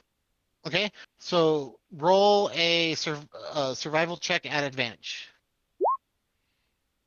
Okay. I mean, like you can tell that you're trying to hide something there, but like you'd have to like if you stop and look at it, you'll know that it's clearly something's probably hidden behind there. But you did a pretty good job. No passerby would just be like, "Oh, let me check out that rock." Cool. Okay, so it's fairly well disguised. What are you guys gonna do? Alright, I guess we should find our way Heading to to the bush. town. Okay. So, So you're gonna head towards the mountain or away from it? I mean, do we know? We don't know anything, huh? He kind of suggested that he was sending you guys to the cave. Take care of that. Okay, Do you think so Do we see a cave? You see a mountain kind of off in the distance. Oh, I see. Okay. you think Valentine could take a look around for us? Yeah, I'd have to. Oh, yeah, that's right. He didn't die, so I don't need to actually cast to bring him back. Yeah, so I'll be like, yeah. Give me a second, and Oh, by the way, Caden, I forgot to do this. Roll me another Constitution check for the morning. oh no, not bad. Okay, so you're fine. You're fine. Okay, so I breathe in and I blow out, and smoke just like steams out, and it like dementors up into the sky, and then it unfurls the wings, and Okay. Valentine's up in the Um, air. and so you guys see as this like smoke coalesces into, and what is Valentine again?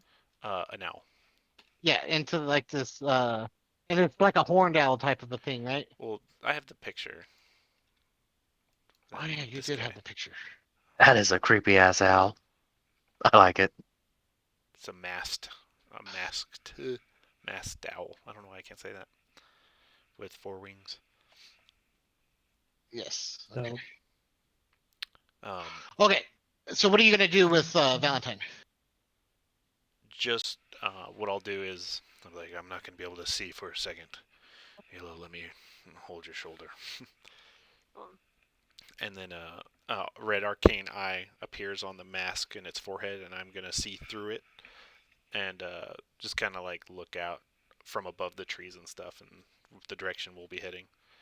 Okay, roll a perception check with your owl. And she gets advantage. Yes.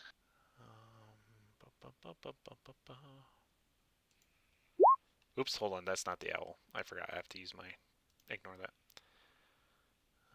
Character sheet. That's 13. Yeah. Okay, so he kind of flies up into the air, and you can see that you're kind of in the middle of a vast kind of forest. If you look kind of off to the distance, to the south, you see a small kind of village. Um, and as he flies towards the mountain, uh, the forest kind of heads like is kind of like butted up against the forest or against the mountain, except for one little area. There's a small clearing, and you can see what appears to be a small cave um, leading into the mountain to the north. Well, All right. I think this might be what we're aiming for. Yeah, I described that scenario so Miranda knows. Oh, For sure. sorry. I'm No like, worries. I can keep the owl as our eyes, and I'll just hold on to you, and I can direct you and make sure we're heading the right direction. Okay.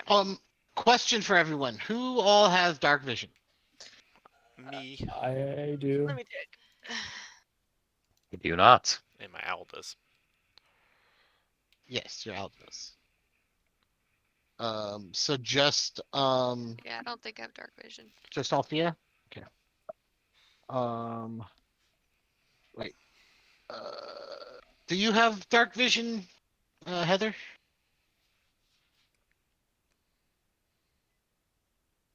Oh, look. It might be muted. No, not muted.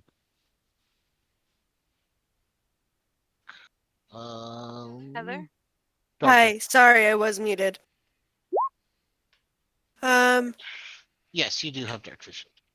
Yeah. Stop it. Okay. So, you, what's his name again? Your bird, Valentine. Valentine. Valentine comes kind of like flying back towards you, kind of like swoops through the trees and kind of like alights on one of the branches, um, and kind of like looks down at you, watching. So what are you guys Can we gonna do? just have Valentine eat us? 1 second. Let me switch my battery real quick. Hold on.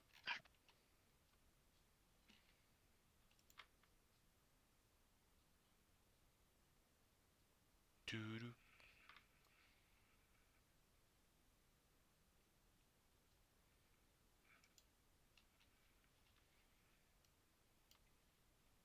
Okay, can you hear me? Yep. Uh-huh. Okay, perfect. So, what are you guys gonna do? Well, we had our way there, right? Yeah. Okay. So you start heading that direction, making your way through the forest. Um,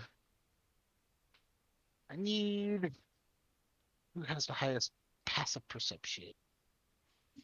Think. Ayla, Ayla, roll yeah. a perception check. Okay, dokie.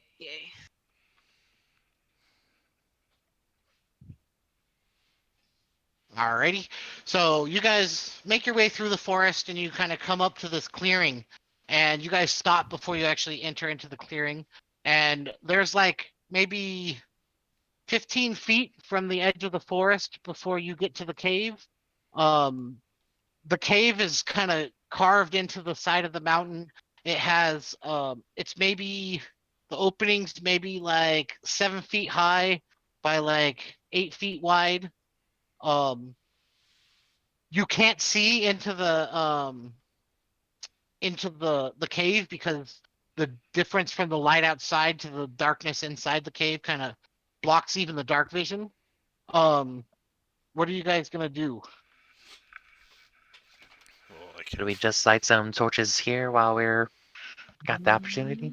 Yeah. How Yeah. about I can fly. I'm gonna cast light on my katana. Noise. Okay, That works. so your katana is now glowing. What does it look Yep. like when you cast light on your katana? I'm gonna get my 2 fingers and kind of just touch the top of my katana and then slide down. Okay, and as his fingers kind of slide down the blade, you just see as it starts to glow this kind of like iridescent, like what color is your light spell? It's just like a bright white light. Yeah. So the blade of his sword starts to glow a bright white color, and can't really see how much it illuminates now because you're outside, but it'll definitely help you see in the dark. Okay. Uh, what else you doing? I can send Valentine in to scout ahead. That probably is a good idea. Okay. I'm here Um, for you. so you're gonna send Valentine in? Is he gonna like go flying in or just kind of like peek in? Yeah, he's gonna like fly in like maybe 10 feet and then land Okay. in the mouth. So as he kind of like transitions from the outside to the inside, you see that this cave opens up into a massive kind of uh like cavern. Um, as you enter the front part, it extends about 20 feet forward, and it branches off to the left and to the right. And he sees kind of like directly in front of the entrance, there is a large wooden chest sitting against the wall, and sitting next to it appears to be a human skeleton with his arm kind of like draped up onto the chest. And you see sitting on like a little stone uh that's kind of next to the wall with his back leaning against the wall, you see a goblin with his eyes closed, softly snoring. Just, Well, I see a dead man, a treasure chest, and a sleeping goblin. There's only one goblin. That I can tell, yes. So we can. One goblin I think we can handle fine. But where there's one, there's probably more. Mm, that's probably true. All right. Oh, as you guys are standing here, kind of in the distance, uh, you hear actually, everyone roll perception checks. well, currently I'm my owl, so if it's outside, well, That'll I'm be not. outside. I'm seeing through my owl, so I won't roll. Jesus Christ. All the bad rolls out of the way, please. Okay, never mind. You guys don't hear anything. What are you guys gonna do? Um, You guys think we could set a trap for when some leave? do you have anything for a trap? Let me see. Oh yeah, this one of the things I forgot that I'll keep in mind is that I actually won't be able to hear you guys, but I can at least tell you what I'm seeing. Yes, that is true. I Gotta forgot remember that. about that too. Okay. I Yeah. Should probably will. poke him. I'll have the bird. Yeah, well, I don't even know if I can feel. Can I? I think. Yes, you can feel because Okay. remember Caleb like wants them to tap him. Yeah, but I'll pull Valentine out of there, and then I'll go back to my own, Okay. and she'll Valentine just kind of like fly around outside. flies out and kind of like lands on a branch close Yeah. by. Okay. So what's the plan, guys? All I right. don't have anything major that would work as a trap. Just like a small thing of oil, which we could light on fire, but not particularly significant. It is possible that this could be their place of resting, and that they're on their way back. We could go Or in might there, dispatch of this one, and wait for the rest. okay. Actually, on that point, can I look at the ground to see if I see tracks of multiple goblins or so? Absolutely. Roll a survival check or a perception check. Sorry. Or investigation? Investigation will work. You definitely see that there appears to be tracks on the ground. You can't. There's like a bunch of them, so you can't tell how many are like coming or going or anything like that. There's just a bunch of tracks on the ground. Goblin, I assume. Or Roll a survival check. okay, that's fair. Oops, that's my owl. Survival. You have no idea. There's just tracks, lots of Well, them. it definitely gets busy over here, but I can't make heads or tail of it. Um, so as you guys are standing here, you guys hear some leaves crunching in the distance, kind of off to the east or to the your guys' right. Outside of the cave? Mm-hmm. Okay. Do you guys want to head inside, or Yeah. Let's head inside and like I'm gonna I'm try to be a little sneaky. I'm also gonna cast False Life. Okay, what is false light? It gives me temporary hit points. I have to bolstering yourself with no chronic facility of life. You gain 1d4 plus 4. So Ditto. 3 plus 4. You're doing the same thing. Yeah. So I Okay. get 7 plus 7. Okay.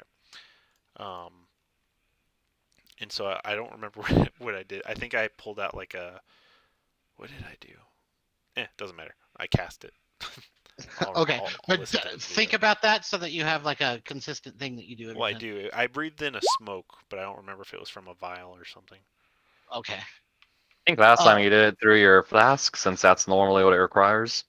Yeah, so I'll do the same thing. I'll pull out my flask and like this smoky vapor I'll inhale it through my nose. okay.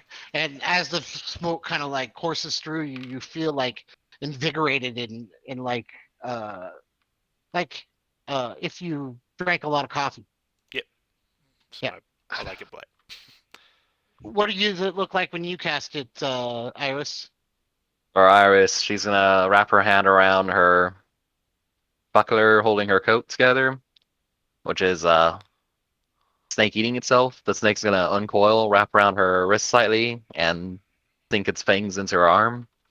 She's Okay. gonna hold it there and grit her teeth for a second, then it's gonna go back to normal. So when the snake actually bites you, does it like hurt? Like as if it's a real Probably a thing, or little is it? bit. I Yeah. figure like getting poked by needles, and Yeah. whenever she gets hit by attacks, I just imagine she's bleeding black a little bit until the thing runs out. For sure. Totally. Totally like it. So the snake kind of bites you, and like almost like venom coursing through your veins, you get that same feeling like you're drinking a bunch of coffee. All right. So the you hear as the crunching in the leaves appears to be getting closer. Yep. What are you guys gonna do? Head into the cave You're just quietly. rushing in? Hmm. Yep. I'm I gonna would. try Okay. to like. I think that we should wait outside and see what goes in. Is there a place I'm to like with. hide nearby?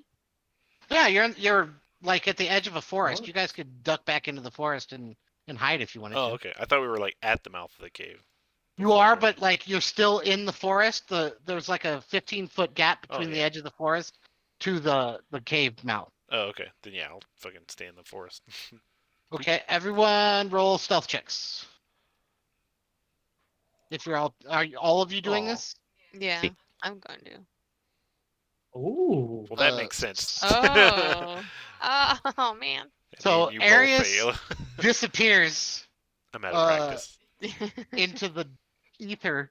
Ayla, you kind of like stomp over to a tree and like you're hiding behind the tree, like sideways, like can't see me, can't see me. And you too, Caden, you're kind of like put one tree next to her, like yeah, they'll never see us. You guys Um, can't see this, I presume, but Iris is just face palming right now. so as the the clumping in the leaves get closer and closer, um, you start to hear. Do any of you guys speak goblinoid? Yeah, we know that was a I thing. speak Goblin. Okay, goblin. It used to be called goblinoid, but yes, you speak goblin. Yes, I do. All right, so Althea, you hear this, but everyone else it just sounds like and you hear um well, this one's uh this one's the fourth one. It's got to be enough this time. It's like, I don't think so. He's gonna need like 4 or 5. He told me the other day. It's like, nah, I think this is the day. He's gonna come back today. Like, I don't think so. He's gonna need 4 or 5. Did you see it? It was just only like slightly red. Like he told me it was supposed to be like super red when he was done. And as you hear this talking, you see 4 goblins walking towards the mouth of the cave, and they're carrying a like a small cage between the 4 of them, and inside this cage appears to be a young child, kind of unconscious, laying there, and her arms kind of like hanging out of the cage. She's about 5 or 6 years old. She has blonde hair. She's wearing um, like a brown kind of like dress. Appears to be made out of like linen or something like that. And they're heading towards the entrance to the cave. Can we tell how many? There's 4 of them. that you can that at least that you can see right now. And they're heading towards the cave, kind of talking to each other, and they've just now kind of walked out into the opening, headed towards the mouth of the cave. And okay, so how far exactly? I don't know if you said this. It was the audio was kind of caught for me. So there's like a little 15-foot by 15-foot clearing in front of the mouth of the cave. So they're kind of on the like right hand side. You guys are kind of towards the other side, so they're probably like 40 feet away from you guys right now. Okay. They don't seem to be paying any attention. They're just heading into the cave. I'm gonna try to make eye contact with somebody or like with a couple of people and see if they want to like, you know, attack or Maybe we should do perception checks to see who sees Ayla. Look at them. That's what I was about to say. She Everyone rolled the make a worst. Well, second. Well, me and her both rolled the worst stealth check, so I think everyone gets here.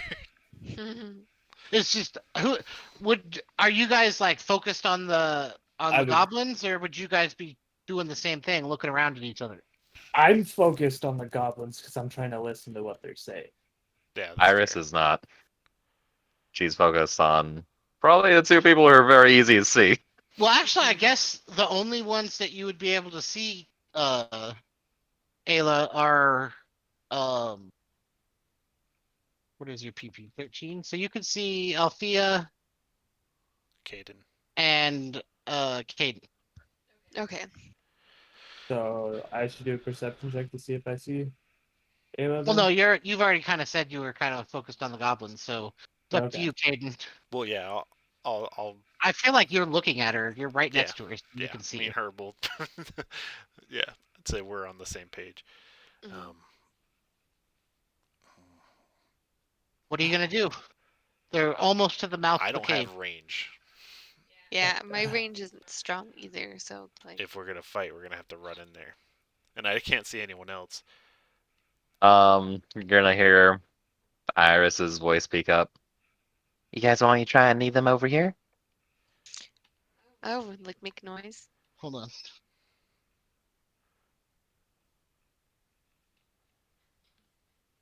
So as they're getting ready to enter the cave, one of them stops and say, "You hear that?" And I'll use thaumaturgy to make the sound of a crow, and then a sound of leaves rustling. And he kind of looks behind him, shrugs, and says, "Ah, stupid crows." And they walk into the cave. Well, Do we still hear them like echoing? Yeah, you hear them kind of. Actually, as they enter the cave, you hear, "Wah, wah, wah, wah, wah," and then another one like, what do you mean? Wah, wah, wah." Like, what? And Althea, you hear them saying, Durkin, you're sleeping again? He's like, "What do you mean I'm sleeping? I was wide awake. I saw you guys come in." Like, I could tell you were sleeping. You were snoring. I wasn't snoring. You're making that up. The boss is gonna kick your ass again, and you hear like the sound of like a like fleshy like funk. You're like, "Oh, why are you kicking me? I'm up. I'm up." And then you hear the voices as they start to echo down the cavern. well, they're inside. Maybe we should at least make our way before they hurt the child. Yes. I'm gonna. Are they like inside the cave now? Like they're not Mhm. gonna hear us move? Yeah, they're gone. Okay. Like other than the goblin that was in there, obviously they woke him up. There's no one outside anymore. Okay. I'm going to walk over to Caden and pull on his shirt. Yes, Althea. She pulls on your shirt. Yeah, yes, Althea. Hello. They said that they needed 4 or 5 kids for somebody to come back. And they were talking about something red. It needed to be like a really bright red for him to come back. And there's a guard in there at the front of the cave. They just woke him up. the one that I saw sleeping. Then the rest of it, I don't fully understand. Um. It- Can I hear it? Like, are you saying it Yeah, loud enough for people? I feel like you're Yeah. close by. You're right next Yeah. to him, so yes, Okay. you hear too. Okay. So, and I'll be like, yeah. I think it might be, important for us to follow in, like now. It's just, I raised your hand if you want to ambush. I raised my hand. Sorry, Zan. Yeah, sure. Okay. And Arius is invisible in the trees. Yeah, we don't know what her hand is up or down. Uh, yes, Arius is a ghost right now. Okay, so you guys, what's the plan? um. We- Oh, go on. Can you speak Goblin also, Althea? Yes. Shall we try and kill the guard then?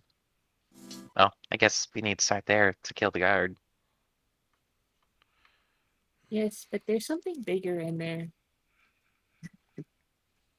There's something. Something bigger? Well, they were talking about the boss. Of course. The chest. I didn't hear anything about a chest, but I heard about a boss. Oh, boss. Boss was gonna kick their ass, I guess, because the guy was sleeping on the job. Oh, we'll deal with that when it comes. I do have an idea. We should at least. I think Arius. Arius? Where are you? I don't know if you're on mute, Heather. Meat? Mute. Meated. Heather, are you still hiding in the woods, Heather? Hello? There you are. There we go. Yeah, I'm hiding in the woods. I think Okay. maybe you should sneak in there. Okay, yeah. I'll sneak in there. See if you can get one of them, and then we can file in after. How does everyone else feel? How about Yes. Okay. So you're gonna try to sneak in there, Arius? Mm-hmm. Okay, so go ahead and roll another stealth check.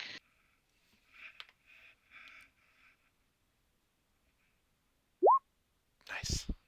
Okay, you're very sneaky. So, just so you understand what you're looking at, there's like a 15-foot clearing up until the mouth of the cave. The cave is about like 7 feet wide by like 8 feet tall. How are you planning on sneaking in? Um, I'm gonna probably, because I don't have magic. I'm gonna at least put my hood on and I don't know, try and like sneak through the side, like through the mouth of the cave, like So you're gonna go up to around the the cave edge. and kind of like peek in first. Mm-hmm. So as you kind of like scurry up to the edge of the cave and you kind of like peek around the corner to see in, your eyes like slowly adjust and you see. I'll throw you on the map so you can actually see what you're looking at.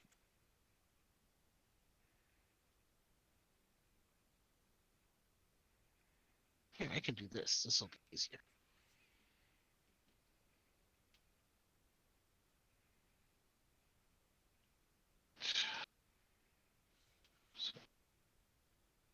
It'll probably go black for most of.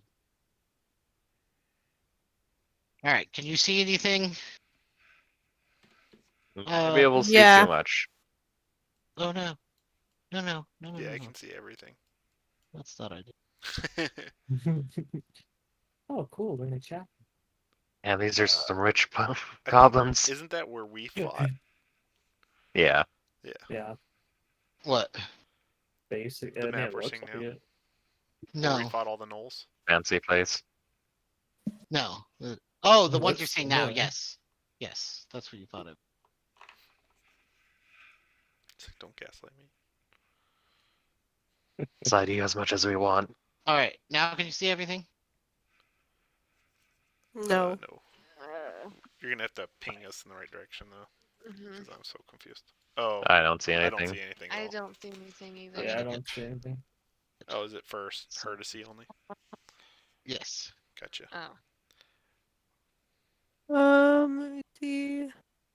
Yeah, I don't see anything. It's just black. Yeah, I'm fixing it right now. I Oh, thought I'd okay. already done this to your tokens, but it's apparently.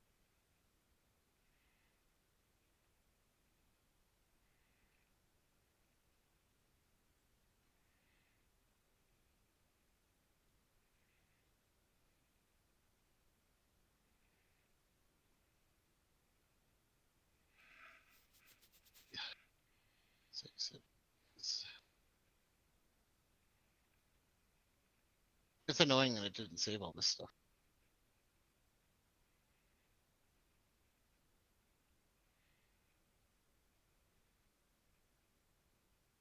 So, just a second.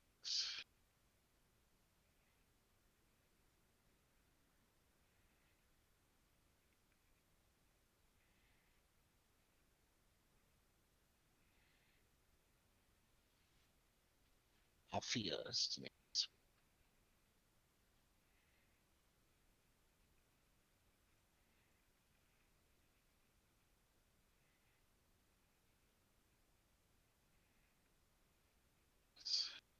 That's what it was.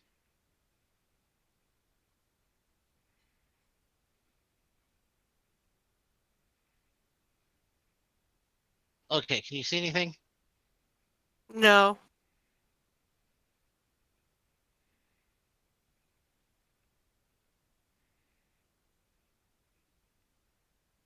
How about now?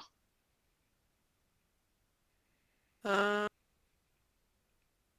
no. I could see things now. See nothing. Oh, that's because. You mix up the characters, huh? I did the wrong one. My bad. Because the heiress and all that crap is all the same. My bad. But that's fine. Now your token is done. I don't have to do that one.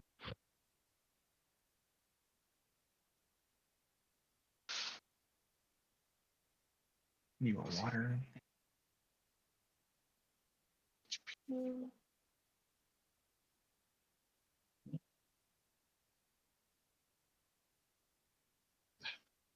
Lighting, sight.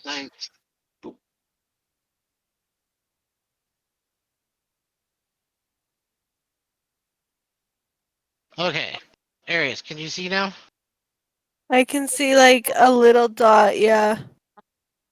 Okay. You're not supposed to see a ton. Okay. But that is kind of what you see as you kind of peek around the corner. Okay. And Zoom in on that hold dot. on. Hold on.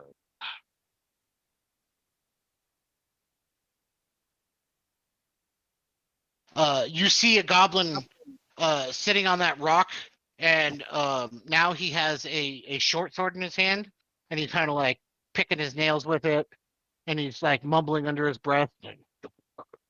Oh god, they're asshole. Have to watch another nice stupid sacrifice. Fucking bullshit. What do you do? Um, can I sneak past him? Um, you could. It would be real hard because he's like all this area here is just like open terrain. You Hmm. could maybe like scoot along the wall this direction. Yeah. Can You I wanna try try that? that? Okay. So let me do something real quick.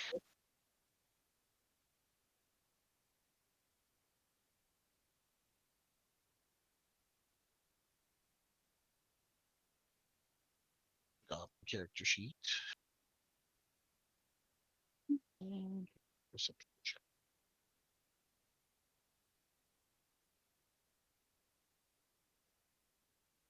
Really? Why doesn't he have a?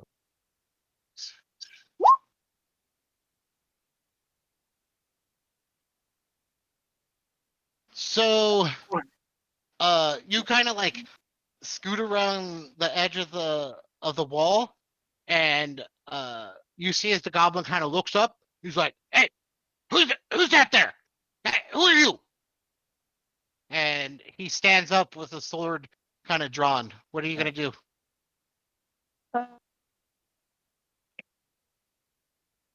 Can I fight him?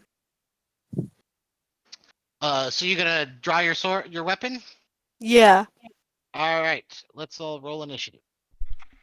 Alright, and we're all outside the cave. So you guys are still outside, but she is inside. Do you say anything, or do you just draw your weapon? Um, Because we don't know I yet, just right? draw my weapon. Okay. Okay, so just you and the goblin are gonna roll initiative. Is it safe to presume that Caden could still be watching from his bird if he wanted to? And Uh, also, oh, sorry. Go Sorry. ahead. No, go ahead. I said also it's safe to presume that we wouldn't just be waiting for her to like shout out or anything. Like I was under the me personally was under the assumption that we would give her a moment and then come in rushing behind her. Was that your plan? Well, that was what I was Well, gonna so do. yeah, my thinking was sorry, I went to go get ice cream, so I wasn't here. Was that when she went in, we would at least cross the clearing and be at the mouth of the cave, like Hmm. to Okay, back her up if she got busted. Um, absolutely. That totally works for me. I would expect you guys to do that. So Yeah. here, let me do this because you can kind of see into the cave. that's good ice cream. I will. Oh, You got strawberry ice cream. Well, for Alistair, I'm stealing it. You guys are so weird. Yeah, That happens. darling, I was born this way. Who likes strawberry ice oh, cream? uh, Strawberry ice cream's 2, good. 3, 4. Oh gosh, dang it! That means I have to fix all of them. That's so annoying. I did this, by the way, so you know. I was being lazy, but it didn't save for some reason.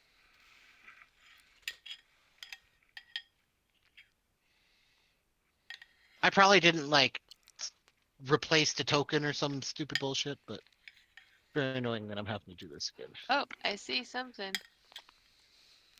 You should be Gotta able to zoom see in. something.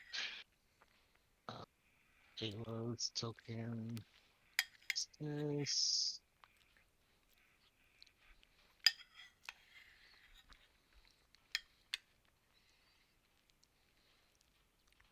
Okay. Uh, Slide.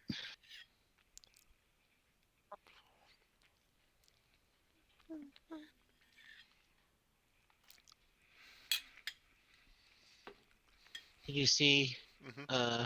Hayden? Yeah.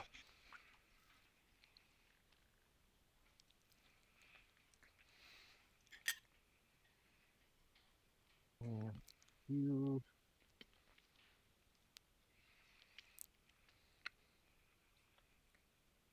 So, I'm gonna try to remember this kind of shit, because I think it's kind of important to do it this way.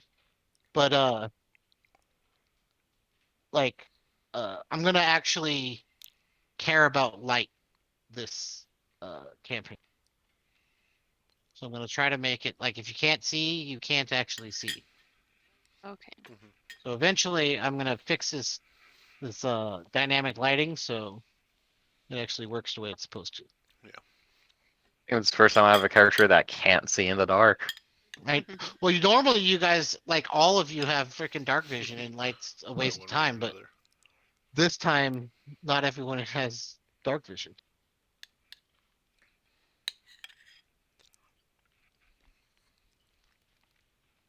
Okay, can everyone see? Mhm. Yes. All Sort of. right. Yeah. Well, you shouldn't be able to see a lot, but Yeah. No, that's fair. all right. Let me delete all this. All right, everyone, roll initiative. Hmm. Castaways. Initiative. Let's go. Nice. I like Pulse Life because it lasts an hour. Oh shit, that goblin got initiative is fucked too. Oh, click the token the first time. Unfortunately, I rolled the exact same thing. Hell yeah. It was fate. All right. December. Um, Caden, what is your dexterity? My dexterity is Yeah, it's your dex. 13. Oh, wait, that's my owl. Fuck. My dexterity is 15. So plus 2 Okay. bonus. So as you're kind of like peeking into the cave, you see as the guy kind of stops, is like, "Hey, who's that? What? Stop!" And you see the goblin kind of stand up, sword ready. What do you do? Oh, sweet. Her cover's blown. Move in. And I will go ahead and actually 20. I'll actually just run up to him. Okay. And I will cast Booming Blade cantrip, which uses a weapon attack. How loud is booming blade? Oh, that's a good point. Very.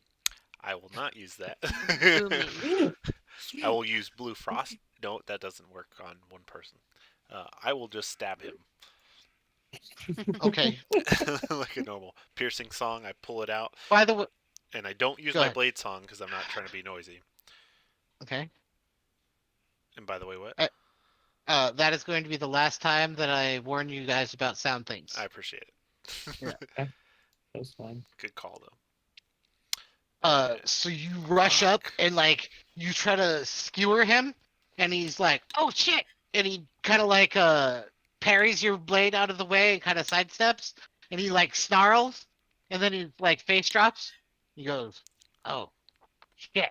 And you see him reach into his pocket, and he pulls out a bell, No. and it's like this silver bell, and it has like runes etched around the base of the bell, and he raises it up and he gets ready to shake it.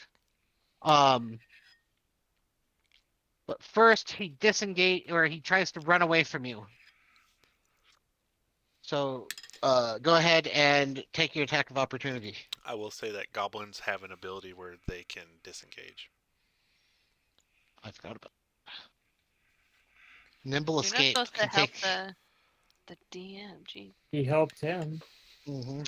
Talked him You can off take in the blade. disengage or hide action as a bonus action on each of its It's turns. the curse of being a DM as well. So he rushes over here. He uses his nimble escape and rushes there. That's why I thought, what's her name? Sturxia had the cunning action because of Uh-huh. nimble escape. So he raises this bell in the air and he starts spinning it in a circle. And you hear as it starts, like, you know how when you take a wine cup and you run your finger around the edges and you Mm-hmm. start hearing that woo That's the alarm. sound? Uh-huh. You start to hear that as it's slowly getting louder. Oh God. Um, Level and 2. next is Ayla. What do you do? Okay, so I'm going to go in a little bit deeper so I could see what's going on. Okay. I'm going to pop in right here beside, hold on, 5, 10, 15. And I could see that dude that's in front of me because I know you just said something about the light. Like I get if I see him, I see him, right? Correct, because well, actually, um, what's his name? Althea is not actually inside right now. So no, it's like super dark in here, and your eyes are just starting to adjust. So like you see like shapes, but you don't really see what's going on in here.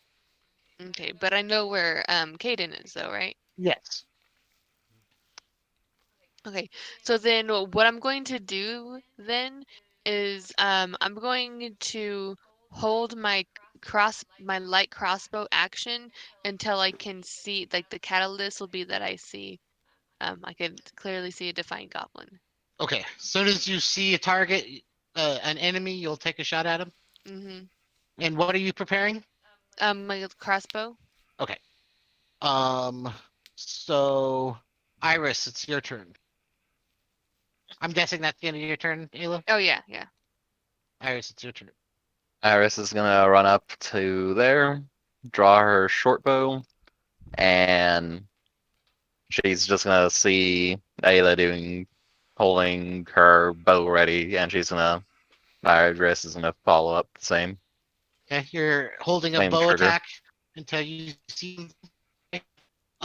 Sophia, your turn. You're lagging. It might be me. No, it was I heard it too. he was Oh, okay. you were Cool. roboting. Oh, am I better now? Yeah. Keep up. Oh, sorry. I don't know why I posted that. Never done doing that. I do that all the time. I'm just gonna go up. Nice. Oh, and I can see him right there. Yes, you can see for 40 feet. So for you, whatever's actually illuminated, you can actually see. Okay. Might be a little bit of overkill, but I'm gonna try to guiding bolt him. Okay. Do it. Yeah, it definitely Fuck. does. So what But, does it look like when you try to cast Guiding Bolt?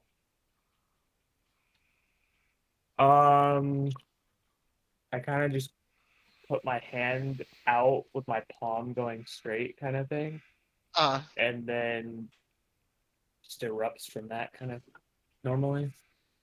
so you put your hand out, and like this force starts to form in your palm, and then like you totally stub your toe as you're running in on like a big rock, and you're like, ah, fuck, and you put your hand down, and you just launch the Guiding Bolt directly into the ground next to you. And there's this bright flash of light, and a beam just shoots into the ground, and you see sparks kind of explode from the ground around you. I'm gonna punch the ground and yell "fuck," Okay. Hold on. and then that's it. Okay. Um. So you just see him punch the ground, and Arius, it is your turn. Oh, and um, Iris and Ayla, go ahead and launch your attacks, because you can Okie now see him. dokie. Do I use inspiration before? I have to call inspiration before I shoot, right? Nope, you could use it after. Okay. Is a 14 hit? Let me check. Sure. Probably. Um, so no, a 14 does not hit. So Boo. Damn. you fire your crossbow, and he like ducks under it. But as he's like ducking under it, he like looks up and he like starts to point at you and be like, "Ha!" And Iris, roll damage. And he's like, "How?" And he Ha! falls, and you hear like, woo, woo, woo, boom, and you just hear a clink as he falls to the ground dead. Nice. Nice shot. Unfortunately, that alarm went off. Um, so it is now silent. What are you guys gonna do? Loot the body. We could prop it up on that chest. Can we try and open the chest? You can absolutely try. Okay. Hold on. What do You're I gonna need to roll? So you're gonna go up to the chest. Yeah. So as you kind of approach the chest, you look down at this chest, and it appears to be just kind of like a plain old wooden chest. But as you kind of get closer to it and you examine it, you can see like all kinds of like gouge marks in it, and there's like some dents in the lid. It looks like somebody has been like a bunch of like stab marks into the wood around where the seal is. Um, you can see that like the metal that's binding the chest kind of closed, like the hinges. There's all kinds of like scratches at the on the hinges. The latch is like the lock that kind of hangs from like the little hasp. Has all kinds of like dents in it and like scratches and stuff like that. But other than that, it just looks like a regular old chest. Okay. So how are Um, you gonna try to open it? do I have? I have thieves' tools. Okay, so you're just gonna try to pick it. Yeah. Okay, and what's everyone else doing while she's doing this? Keeping an eye out I'm gonna for stand more. over to the Yeah. side and be ready just in case anything Okay, happens. everyone move Ares your is going characters to where you're at. light a torch and peek around this corner, just see if she could grab that body and start beginning drag the body over. Okay. Um, so while you're kind of like walking over there, Arius, go ahead and so to roll a to pick locks, you're gonna click on the word thieves tools, and then it should bring up like a dialog box where you have a drop down menu, and select dexterity and then roll it. Okay. So you slide your pick into the lock and like you slide the kind of rake in there at the same time, and you start to like rake along the tumblers, and I need you and uh Althea to make dexterity saves. I just pressed dexterity, right? Correct. So as you're kind of like raking on the tumblers, you hear like a click from the chest, and you have just enough time to throw yourself backwards before splinters of wood shoot off of the chest in every direction. And Althea, you're able to kind of get to duck down out of the way as well as the splinters just bounce off of the walls and kind of like stick into the ground and everything like that. All right. Um, but you're able to avoid taking any damage. A word to the What are you guys wise: gonna do? make sure to check for traps beforehand. Is there anything in there? How do you think I got these scars? And there's no scars. Can you see, Caden? I've never noticed you've had scars. I don't have any. I was making a joke from a play I saw a long time ago. Oh, You need to work on those jokes. They're not very funny. Well, I find them humorous. Ares is gonna start dragging that goblin body over. I thought it was funny. All right, make a strength check, Iris. While she's doing that, I'm like, we should probably get moving. I'm sure someone's coming. Goblin weighs so my much. gosh. So, where you shot her or shot the goblin, like was right in the jugular vein, and there's like so much blood, just like completely covering this thing, and it's all like green and slippery that like every time you try to get a hold of it, like uh your fingers keep slipping off, and then like you go to like grab a hold of it, and like its sword was actually kind of like pinned underneath it, so as you reach your hand underneath it, you slice your finger Ooh. Yikes. on its sword, and you take 1 point of damage. False life damage. But you finally get a hold of it, and you kind of like drag it over towards the um thing, but now That's you're like covered in like goblin blood, Nice. and your finger really smarts like a paper cut. I'm very All right. disappointed right now. All right, what else are you guys gonna do? What'd you have in mind about that goblin? Just prop it up and leave it here. Maybe it's better than nothing. All right.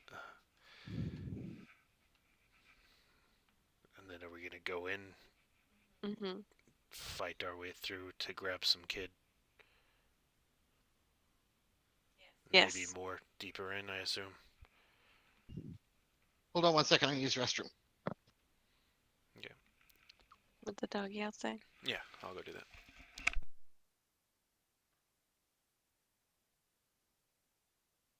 Iris, you're the only one with dark vision? I think have I dark have vision. dark vision too. I need like a fluffy throw blanket. Ugh, Agreed. Code. Can't go wrong with that. No. I'm thinking Iris, Arius leads us a little bit outside of the light. Then we could just have one of the Caden's bird. Well, actually, you could probably hear from this distance Valentine. anyways. I think We he's just named it Valentine after Ender's Game. Probably. Oh, by the way, Heather, are you like giving up on the chest, or did you want to try again, or? Um, We could mess with the chests after I we're mean, if done. didn't the yeah. chest like the trap launch already, so it's like not trapped anymore? Blanky, Hypothetically, blanky. there could be more traps.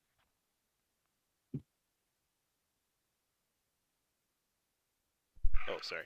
Usually, Uh, how it is, it goes off once. Yes. So I That's should how try most chats again. work. I don't know. Oh, I'll see like what happens, like if more. You can just say I check it for traps. Okay. And Then I'll check it for traps. then you roll a perception check. wait. For checking for traps, it's investigation. That's what I keep freaking getting those two mixed up. Yes, investigation. Oh. You're pretty sure that there's no traps, but again, like as you're kind of investigating for traps and stuff like that, um, you see that like you can't remove the skeleton's hand from the chest. It's just like like like fused to the lid of the chest. Okay. And you notice as you're kind of looking around, you get a better look at the skeleton. And go ahead. Do you want to investigate the skeleton at all, or are you going to leave it alone? Sure. Roll another investigation. Not much better. Um, so the skeleton looks kind of funny. Um, so like a normal skeleton is just like completely like white, and you could just see the bones, but there appears to be almost like a skin on the bones of this character or of the skeleton.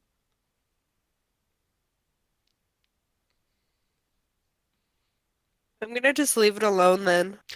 Okay. All right. So you kind of like check the. Are you gonna do anything else to the chest, or are you done with it? Um, can I do anything else to the chest? I mean, you can try to pick the lock again. You can try to force it open. You can do whatever you want. I'll try and pick the lock one more time. Okay. Roll another thieves tool check. I'd step back out. Dexterity. Yes. Yeah, like you can tell that this is like the lock should be incredibly simple, and like you're doing it right, but it's just not opening. Okay. I try to kick it. Okay, roll a strength check. Alright, we're leaving this Um, chest. You stub your toe on the chest, like you kick it right on one of the iron bands, and like it kind of like rocks back and then like settles back to the ground as your toe really hurts. Well, this chest might be beyond us. Maybe we'll find a key when we explore. We can come back to it. Okay. Yeah. I feel like we should get the kids. Yeah. All right. So where are you guys going? What are you doing? Goblin went this way. All right. Do we want to Here we have go. Valentine lead? I'll have her follow, but she's a boon to me in combat, so if I lose her, a lot of my fighting prowess goes as well. I can lead. I think Anyone with light leads, then it'll give us away. she does. I do see that she has light there. So let's go. All right. Arius could lead too. She's the only one who could actually see without light. Mm, that's true. So what are you guys doing? We're gonna traverse through. I think Althea's gonna lead. Althea's leading. Okay. Mm-hmm. So you guys start to come around the corner, and you see as the cavern kind of extends to the north, it kind of opens up into a larger cavern, and yeah. Are you guys gonna keep going? I'm Yeah. going to All right. meanwhile check for traps as we're Okay. going. I will go ahead and roll to check for traps. And that's investigation, yeah. Yes. So you don't see anything, but just as you're kind of like looking around, uh Althea takes a step, and you hear like the sound of rocks falling, and you have just enough time, Althea, to look up, and the entire ground just collapses underneath you. Go ahead and roll a dexterity save. Ooh. And like you Wow. like are so shocked that you just fall straight through the ground, and you fall about 20 feet Ooh, no. before impaling yourself upon some sharp rocks at the bottom of the pit. All right, guys, Go I died. ahead and you take 3 piercing damage. And Yep, 6 I'm dead. fall Juju's damage. voice. Damn. Yep. Unconscious. Nice knowing you.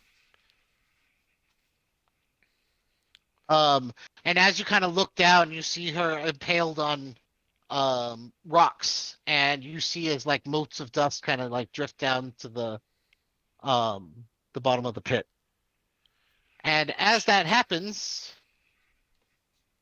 uh 3 arrows come flying towards you.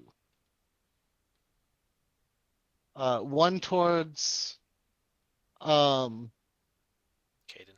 Caden, one towards Iris, and one towards you, Ayla. And you see as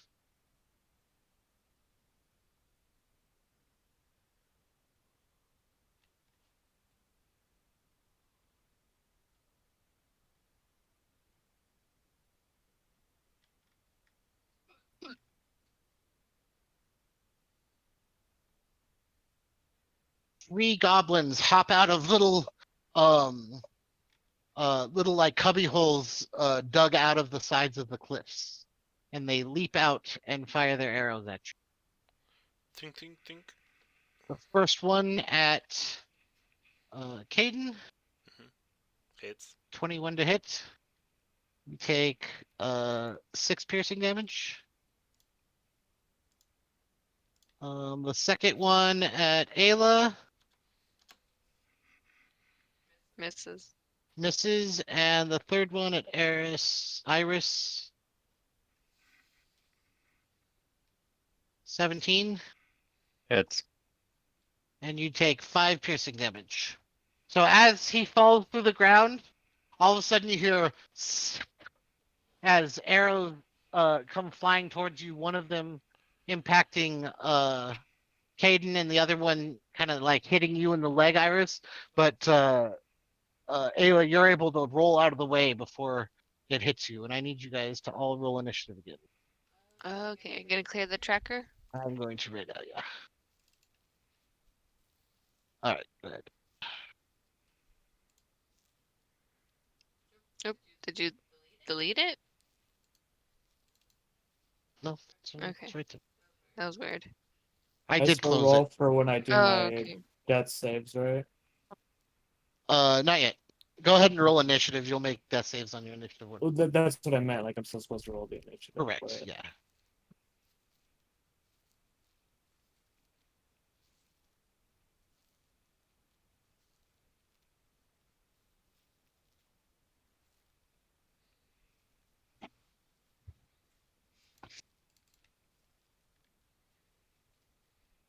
And you guys are the stealthiest group I think I've ever played with. All right. So, this goblin is going to take another shot at you, Ayla.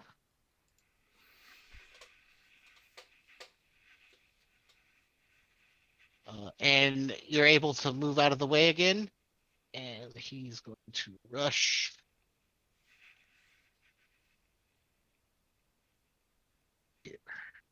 And Eris, it's your turn.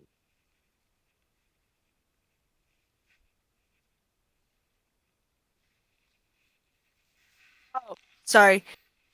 I'm going to crossbow the goblin. I'm gonna shoot my crossbow. So you're gonna move over here first. Yeah. How many spaces can I move? You can move whatever your speed is. Which is probably 30. Yeah, it's usually Yeah, well. 30. Okay, so you can move 5. Each one of these blocks are 5, so you can get to right here. So right there.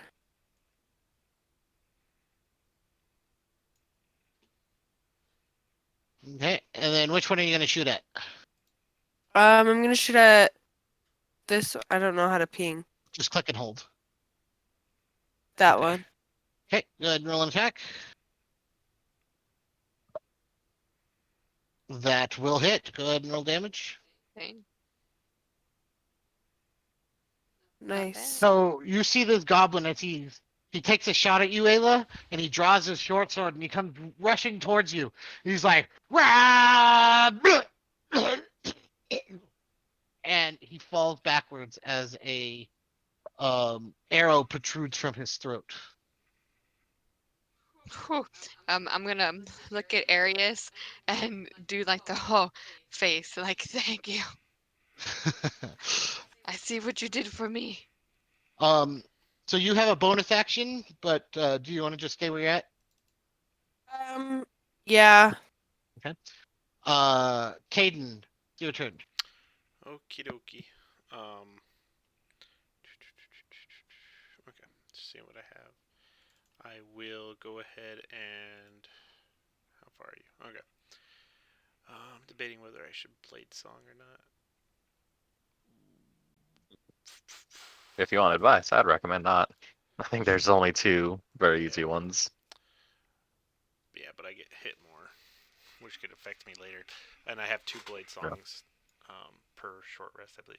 But I'll move over here, and I'm going to, since they know we're here, no, because it doesn't matter. So I'm just going to regular attack. I keep opening the owl. Okay. Piercing song. And I suck today. So you come rushing in, and the same thing like last time. You like do like the little thrust, and he parries it out of the way, and like smacks your blade out of the way, and like ah. Are you gonna do anything else? You have a bonus action. Yeah, I'm gonna do nothing. Oh wait. I am my turn. Okay. Althea, I need you to roll a death save. I gotta get her somehow. That it mark a success. Dookie. And Caden's owl. Yes. Speed. 60. And it's gonna Oh, do the flyby helping action. It'll give me advantage on my next attack. Okay. You're gonna do anything else? No, that's all it does. All It uses its right. action to give me advantage. So the owl comes rushing by, and the goblin kind of like ducks under it and like snarls its like yellow teeth, uh, saliva like dripping down its jaw, and it's going to attack you. It drops its bow and pulls out its short sword and attacks you, or its scimitar, I guess. 21, 21 13, hits. 1, 2, 3, 4, 5. Yeah, I don't think there's anything I could do. Yeah, it hits. So you take 4 slashing damage. So he ducks out of the way, knocks your sword out of the way, and slashes you across the arm, across the forearm, and you feel like this burst of pain across your arm as blood starts to run down your arm. Yep, and it's actually hitting Um, my actual health pool now. So, Iris, it's your turn.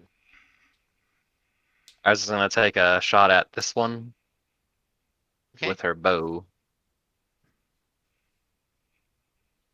I've learned that my spells are worthless right now, so I'm using a bow. okay. Hang on. Just loading a little bit slow. You still have your torch, right? Yeah, though I imagine she's just gonna drop it on the ground to shoot. Okay. So you like drop your torch on the ground, and like you drop it like right next to you, and like when you like put your leg out to kind of aim, you step right on the torch, and you're like, ah, fuck, and so it kind of like screws up your aim, and then the arrow just flies wide. You and your natural ones on your attacks are pretty bad. Are you gonna do Really anything else, impressive. or I was just gonna start climbing down to get to Althea. okay? Go ahead and make a athletics check.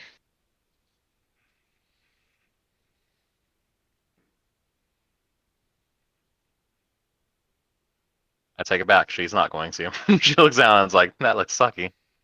And I already Okay. said I would. Oh, you freaking nimbly, like freaking just slide down the side of the thing and get down to her. I And think that's I've been looking up for the answer to this. I presume using stabilization with a health kit would take an action, not a bonus action. But correct. I haven't seen it yet, so I was curious if you need the answer off the top of Yeah. your head. So, you cast it or you shot, and then I gave you the bonus action to kind of like jump down in That there. works So for me. that's kind of the Okay, end of your turn. that's my turn. Give me 1 second. I'm looking at something. Who's next oh, Ayla. after you? Ayla. Okay, Ayla, it's your turn. Okay. So I'm going to move up a tad. Okay. 5, 10, 20. The one Adam that you're in front of, it's not dead, right? No, it's It, very much alive. okay. 4, 5. Okay, I'm gonna go right here. No, hold on. Went a little bit too close. There we go. Right there. And then I'm going to use got the guiding bolt on. Well, actually, I'm gonna do sapping sting instead. Okay. Okay. So does that hit? 12? 12. So Sapping Sting is a melee attack, right?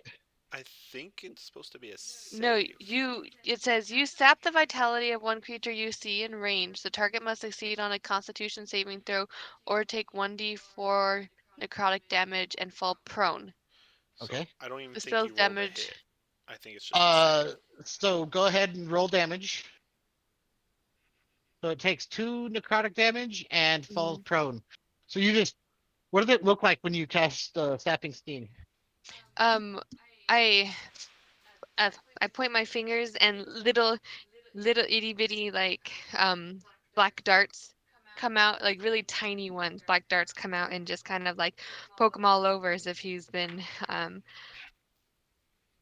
buzzed by a bunch of bees. Okay, so like all these little black darts shoot out and hit him all over the ground, and they all like form these little black welts. And he's like trying to brush him off. He's like, "Ow! What the fuck? Ow!" And then he jumps on the ground and starts rolling, trying to make him stop singing. So he is prone. Uh, wrong menu. And then, because that was just one action, I want to see if I have bonus action.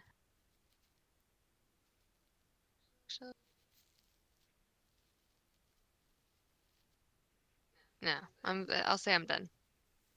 Okay. So this goblin is going to move to here. Take a shot at you, Ayla. That hits. So you take 4 piercing damage. I was like, no, I don't. That's the wrong character. And he's gonna run to here. Alright. And Arius, what are you gonna do?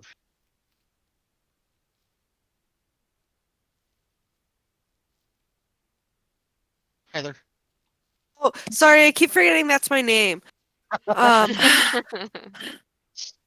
Um, where is the goblins over there? How There's can I get Griffin, to him? Oops, I clicked something. and then Yeah. there's this one over here too. So you can move. So on your turn, you can move, bonus action, and action.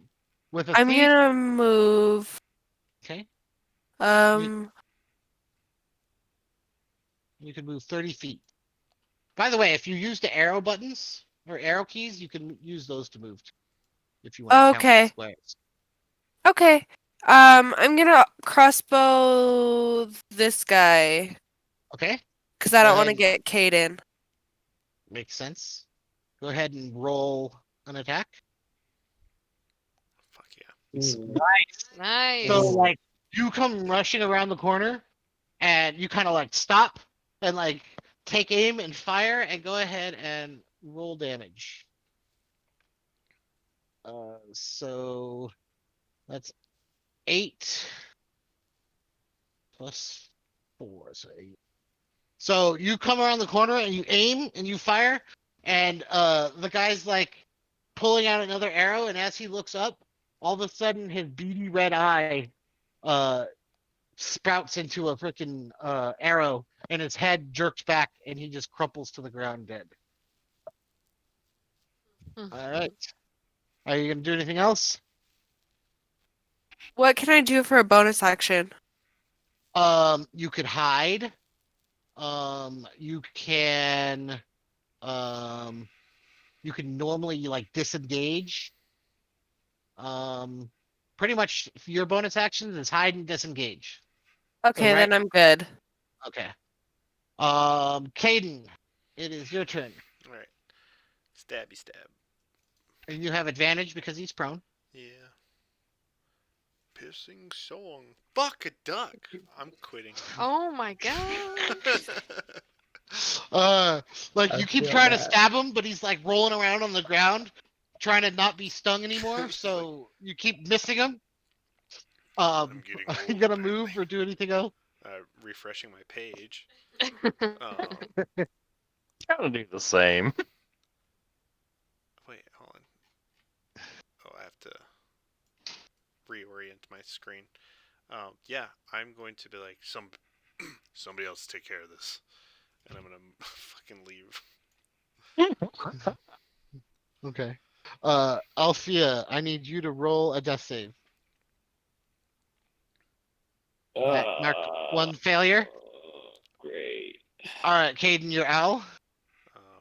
The owl will just keep. The owl has a better chance of killing it than you do right You know now. what? Fuck it. Yeah, the owl's gonna fly down, and attack him.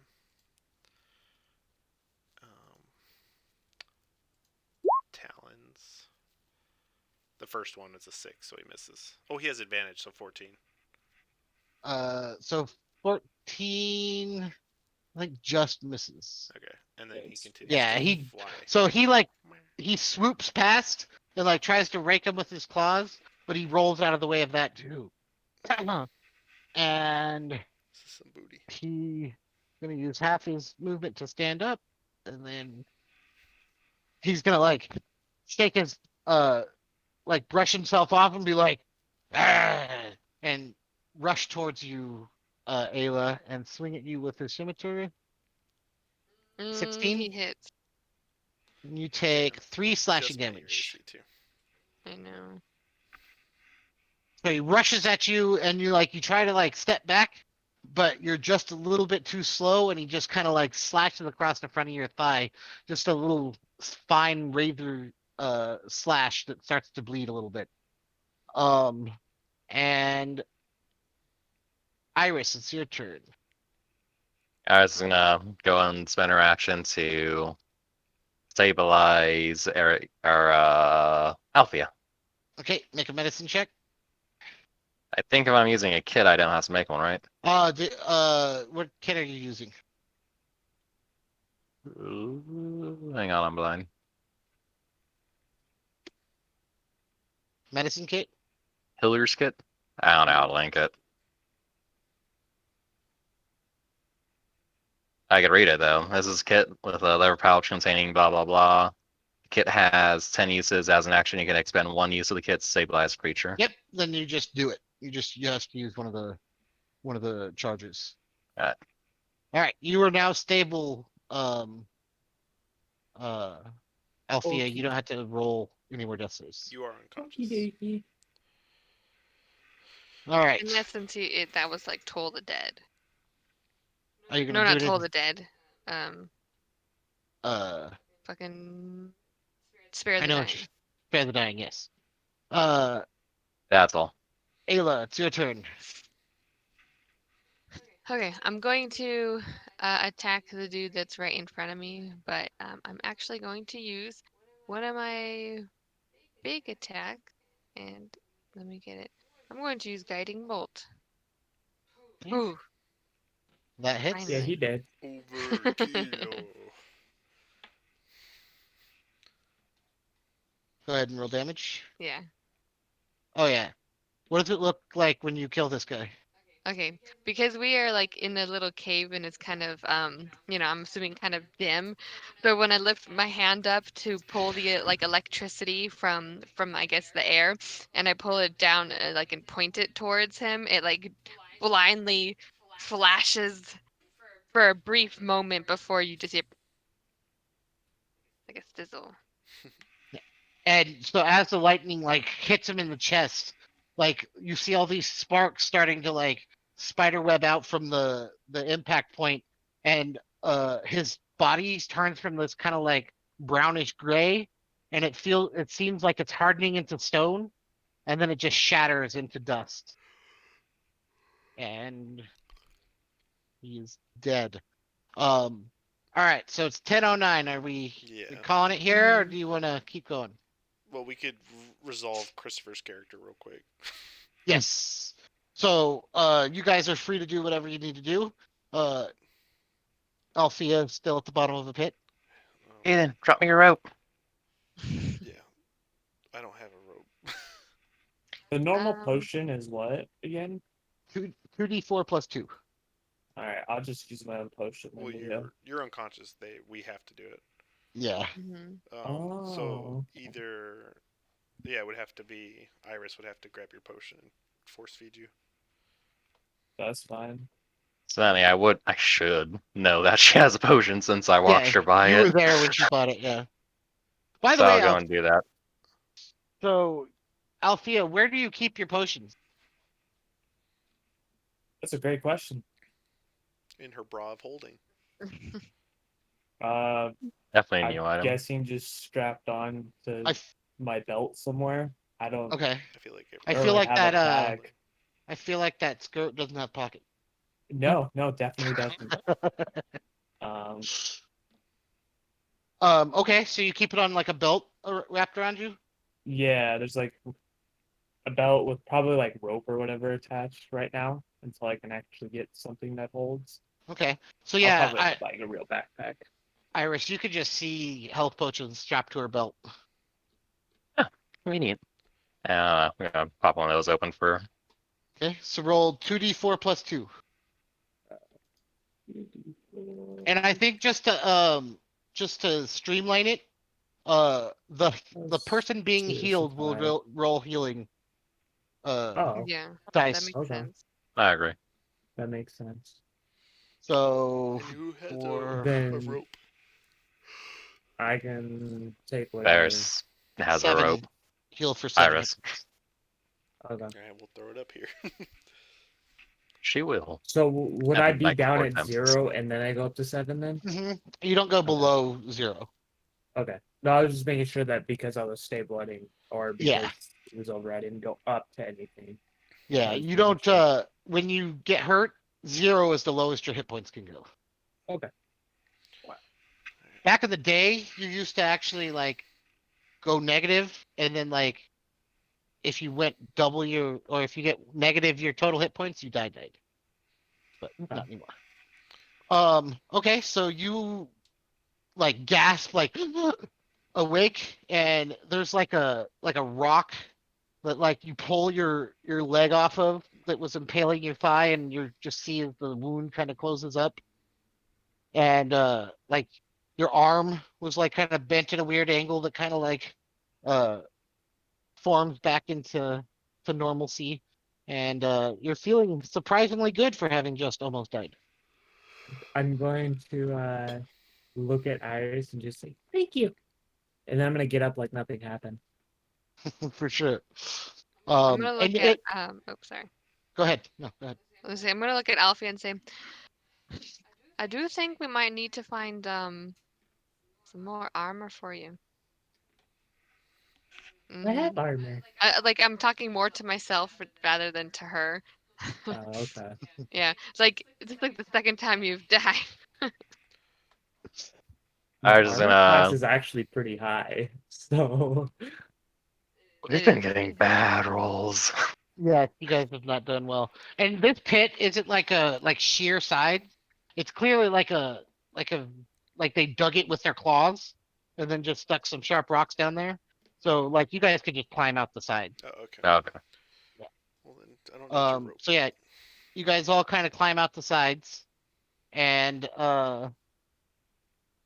you guys are now standing here in the room, and I think we'll pick up next session from here. Okay. if we end up going against a large amount of goblins soon, you guys are going to see a side of Althea that is going to be very bloodlusty. That sounds interesting. Um, Yes. so I was going to have you guys do this, but I think now seems like a good time, knowing what I have left in my dungeon and what just happened in the first opening minutes. But everyone go ahead and level up to level 2. Yay. Unless you're already level 2 and then you just stay Screw you. level 2. Oh. Adam, you sounded so happy, and then all that happiness just went away. How do I level up again? So you go to your character sheet and Uh-huh. then click on the little gears thing, and it should have a little +1 chronomancer. Level +1 or level plus chronomancer. Or Wait, character what the mancer. fuck is Yeah, this? character mancer. Chronomancer is the wizard. Yes, I understand. What the fuck? This looks different. Did they update it? So are we doing average? Yeah. We are doing average though for HP, or are we doing roll? Roll. Okay, that's what I thought. But if you roll below the average, just take the average. Well, so my roll is just the average isn't showing. It literally Oh. just says HP. It says cleric level 1 + 1 equals level 2, and then it says HP 10 roll average. And if I press roll, It doesn't even show the average. Well, yeah. Click on average. And so your average is Oh. 5. Click on the word roll. Oh, okay. All right, so take 5. Okay. That looked different than the last time that I did it. That's why. Because it didn't start at 5. It started at 10. Yeah. Yeah. Well, that would be if you got maximum hit points. Well, yeah, no, but for the average, it was already preset on average, and it was It was staying saying at 10. 10. Yeah, Yeah. that's why I was like, that looks weird. I think Okay. what they updated it is now like the default is you take full hit points. Some people play you get full hit points for the first 3 levels. Oh, I didn't know that. Oh, that's nice. Okay. Do I roll for hit points? Because it's giving me Yes. less than what I had before. Okay. Click roll. Oh, cool. Oh, So is it showing it as 5 or as the 7? it changed it to 12. Okay, and what's your constitution? 7, 8, 9, 10. Yeah, so it's showing that you got 5. Go ahead and just type a 7 into that dialog box. Into the HP one? Yeah. Not so where it's set, like when you rolled and it changes the number, just Yeah. type you should get you should have a total of 14 hit points right now. Okay. So even if it doesn't fix it, just when you get to the end where it says max hit points, just type 14 into that dialog box. Okay.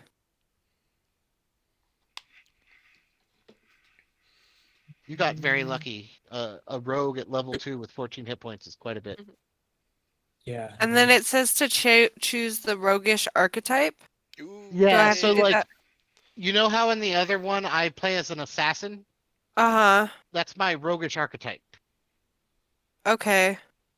There's a bunch of different ones. Like you can be like an arcane trickster. You can be assassin. You can be a footpad or something like that. I think, mastermind. and it should list all of them. Yeah.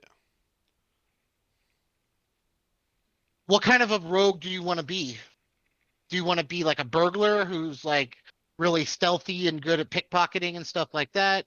Do you want to be an assassin who specializes in uh killing people like from the shadows? What's a phantom? That one's I don't new. That's actually know. from Tasha's Cauldron. I think they get like ghost Hold abilities. up. That's I want cool. that one. Yeah. You're gonna be a phantom? Okay. Yeah, do it. I need to read about I that don't know then. why I tried to look for Tasha's Cauldron for everything in my book stack. I don't have that one. I was about to look it up. Shame. So this sounds very broken. Then take it. It's called I feel like Channel we're gonna need it. Divinity, Wait, hold on. Destructive Wrath. Oh, channel. It's Which was my it? Yeah. it's my divinity channel. Okay. There.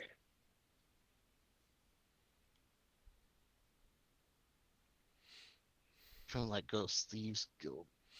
Not bad. It would be OP if you didn't have so few uses of it. Yes. I'm that's not true though. I'm only gonna get more uses of it Well, yeah, That's a continuously lot. because I'm a Tempest Domain cleric, so I'm gonna get a lot of lightning skills, lightning and thunder skills. Don't question it, man. Yeah, if it's part of the okay. rules, do it. Mm-hmm. Okay, so when you use lightning, you have to channel divinity, which you have a certain limit on how many channel divinities you get. If you didn't know that. Yeah, Okay. yeah. It's But yeah, that is fucking yeah. cool. That I know. Mm-hmm.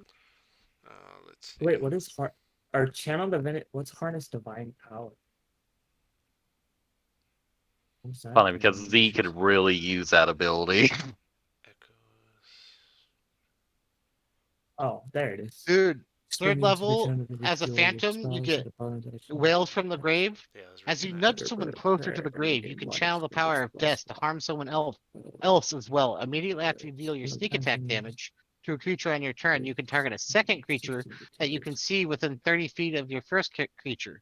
Roll half the number of sneak attack dice for your level, and the second creature takes necrotic damage equal to the roll's total. Oh yeah. Oh. Nice. Basically, you can attack a second creature after you do sneak attack. Pretty good. Whenever you finish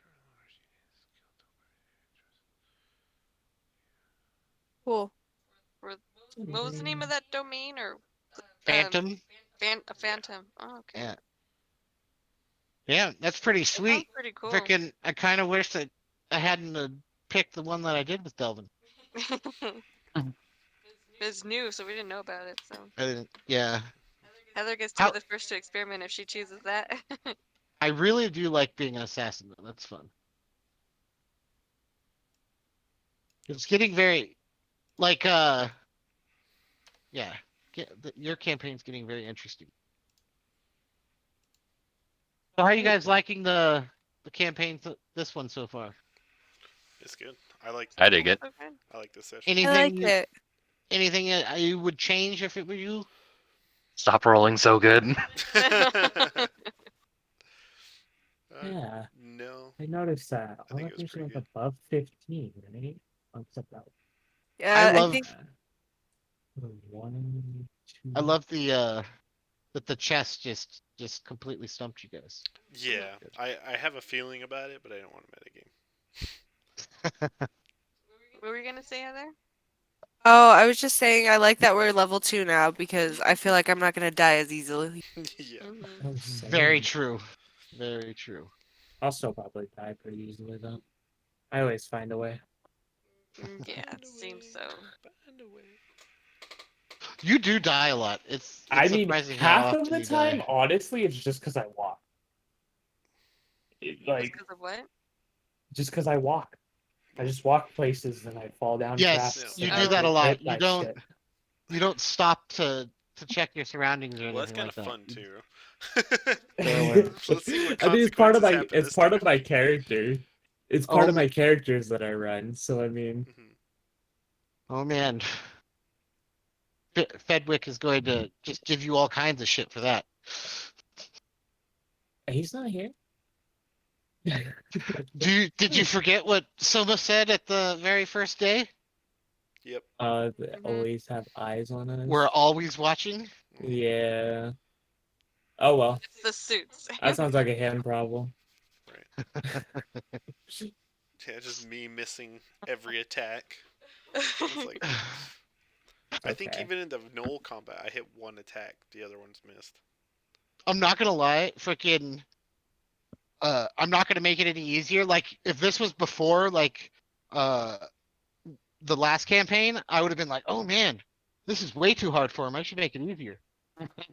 Not gonna do that, but I'm very worried for your guys' lives. That's all I'm saying. I've stopped worrying about my life. If it's meant to go, it's meant to go. I could definitely see you guys because like the thing is like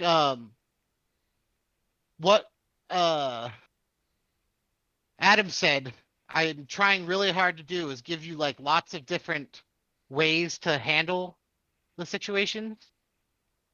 But yeah, there's certain ways that make this dungeon much easier than others. And you guys are not choosing those ways. Always got to make things a little difficult. I mean, Yes. It The makes things more fun. the guns blazing tactic is not the ideal uh path for this specific part of the dungeon. I feel like it's less guns blazing and more of like a half-baked plan. Yeah. That makes a lot more sense. One gun's blazing, the others we're trying to figure out how to aim. Yes. And I see I've decided that Caden can't hit anything because he's not real he hasn't had a lot of actual real world practice with his new skills. Yeah. Yeah, you've learned a lot of theory, not a lot of practice. Getting it now. We don't have like a lot of synergy working as a team yet, so you know there's gonna be some Yeah. bumpy Once roads. I get multi-attack, man, I'll be good. That's not for a long time. I get it at level 6. So I was originally gonna make it like where you guys did a bunch of stuff in the tower Mhm. to begin with, and like I was gonna do like a lot of mini game type things, but I decided it'd be more fun to actually like the stuff you do actually affect the world, other Mhm. than it be like it not actually be real. Yeah, I thought this was a good idea. I was like, oh, cool, we're leaving the tower. I was like, awesome.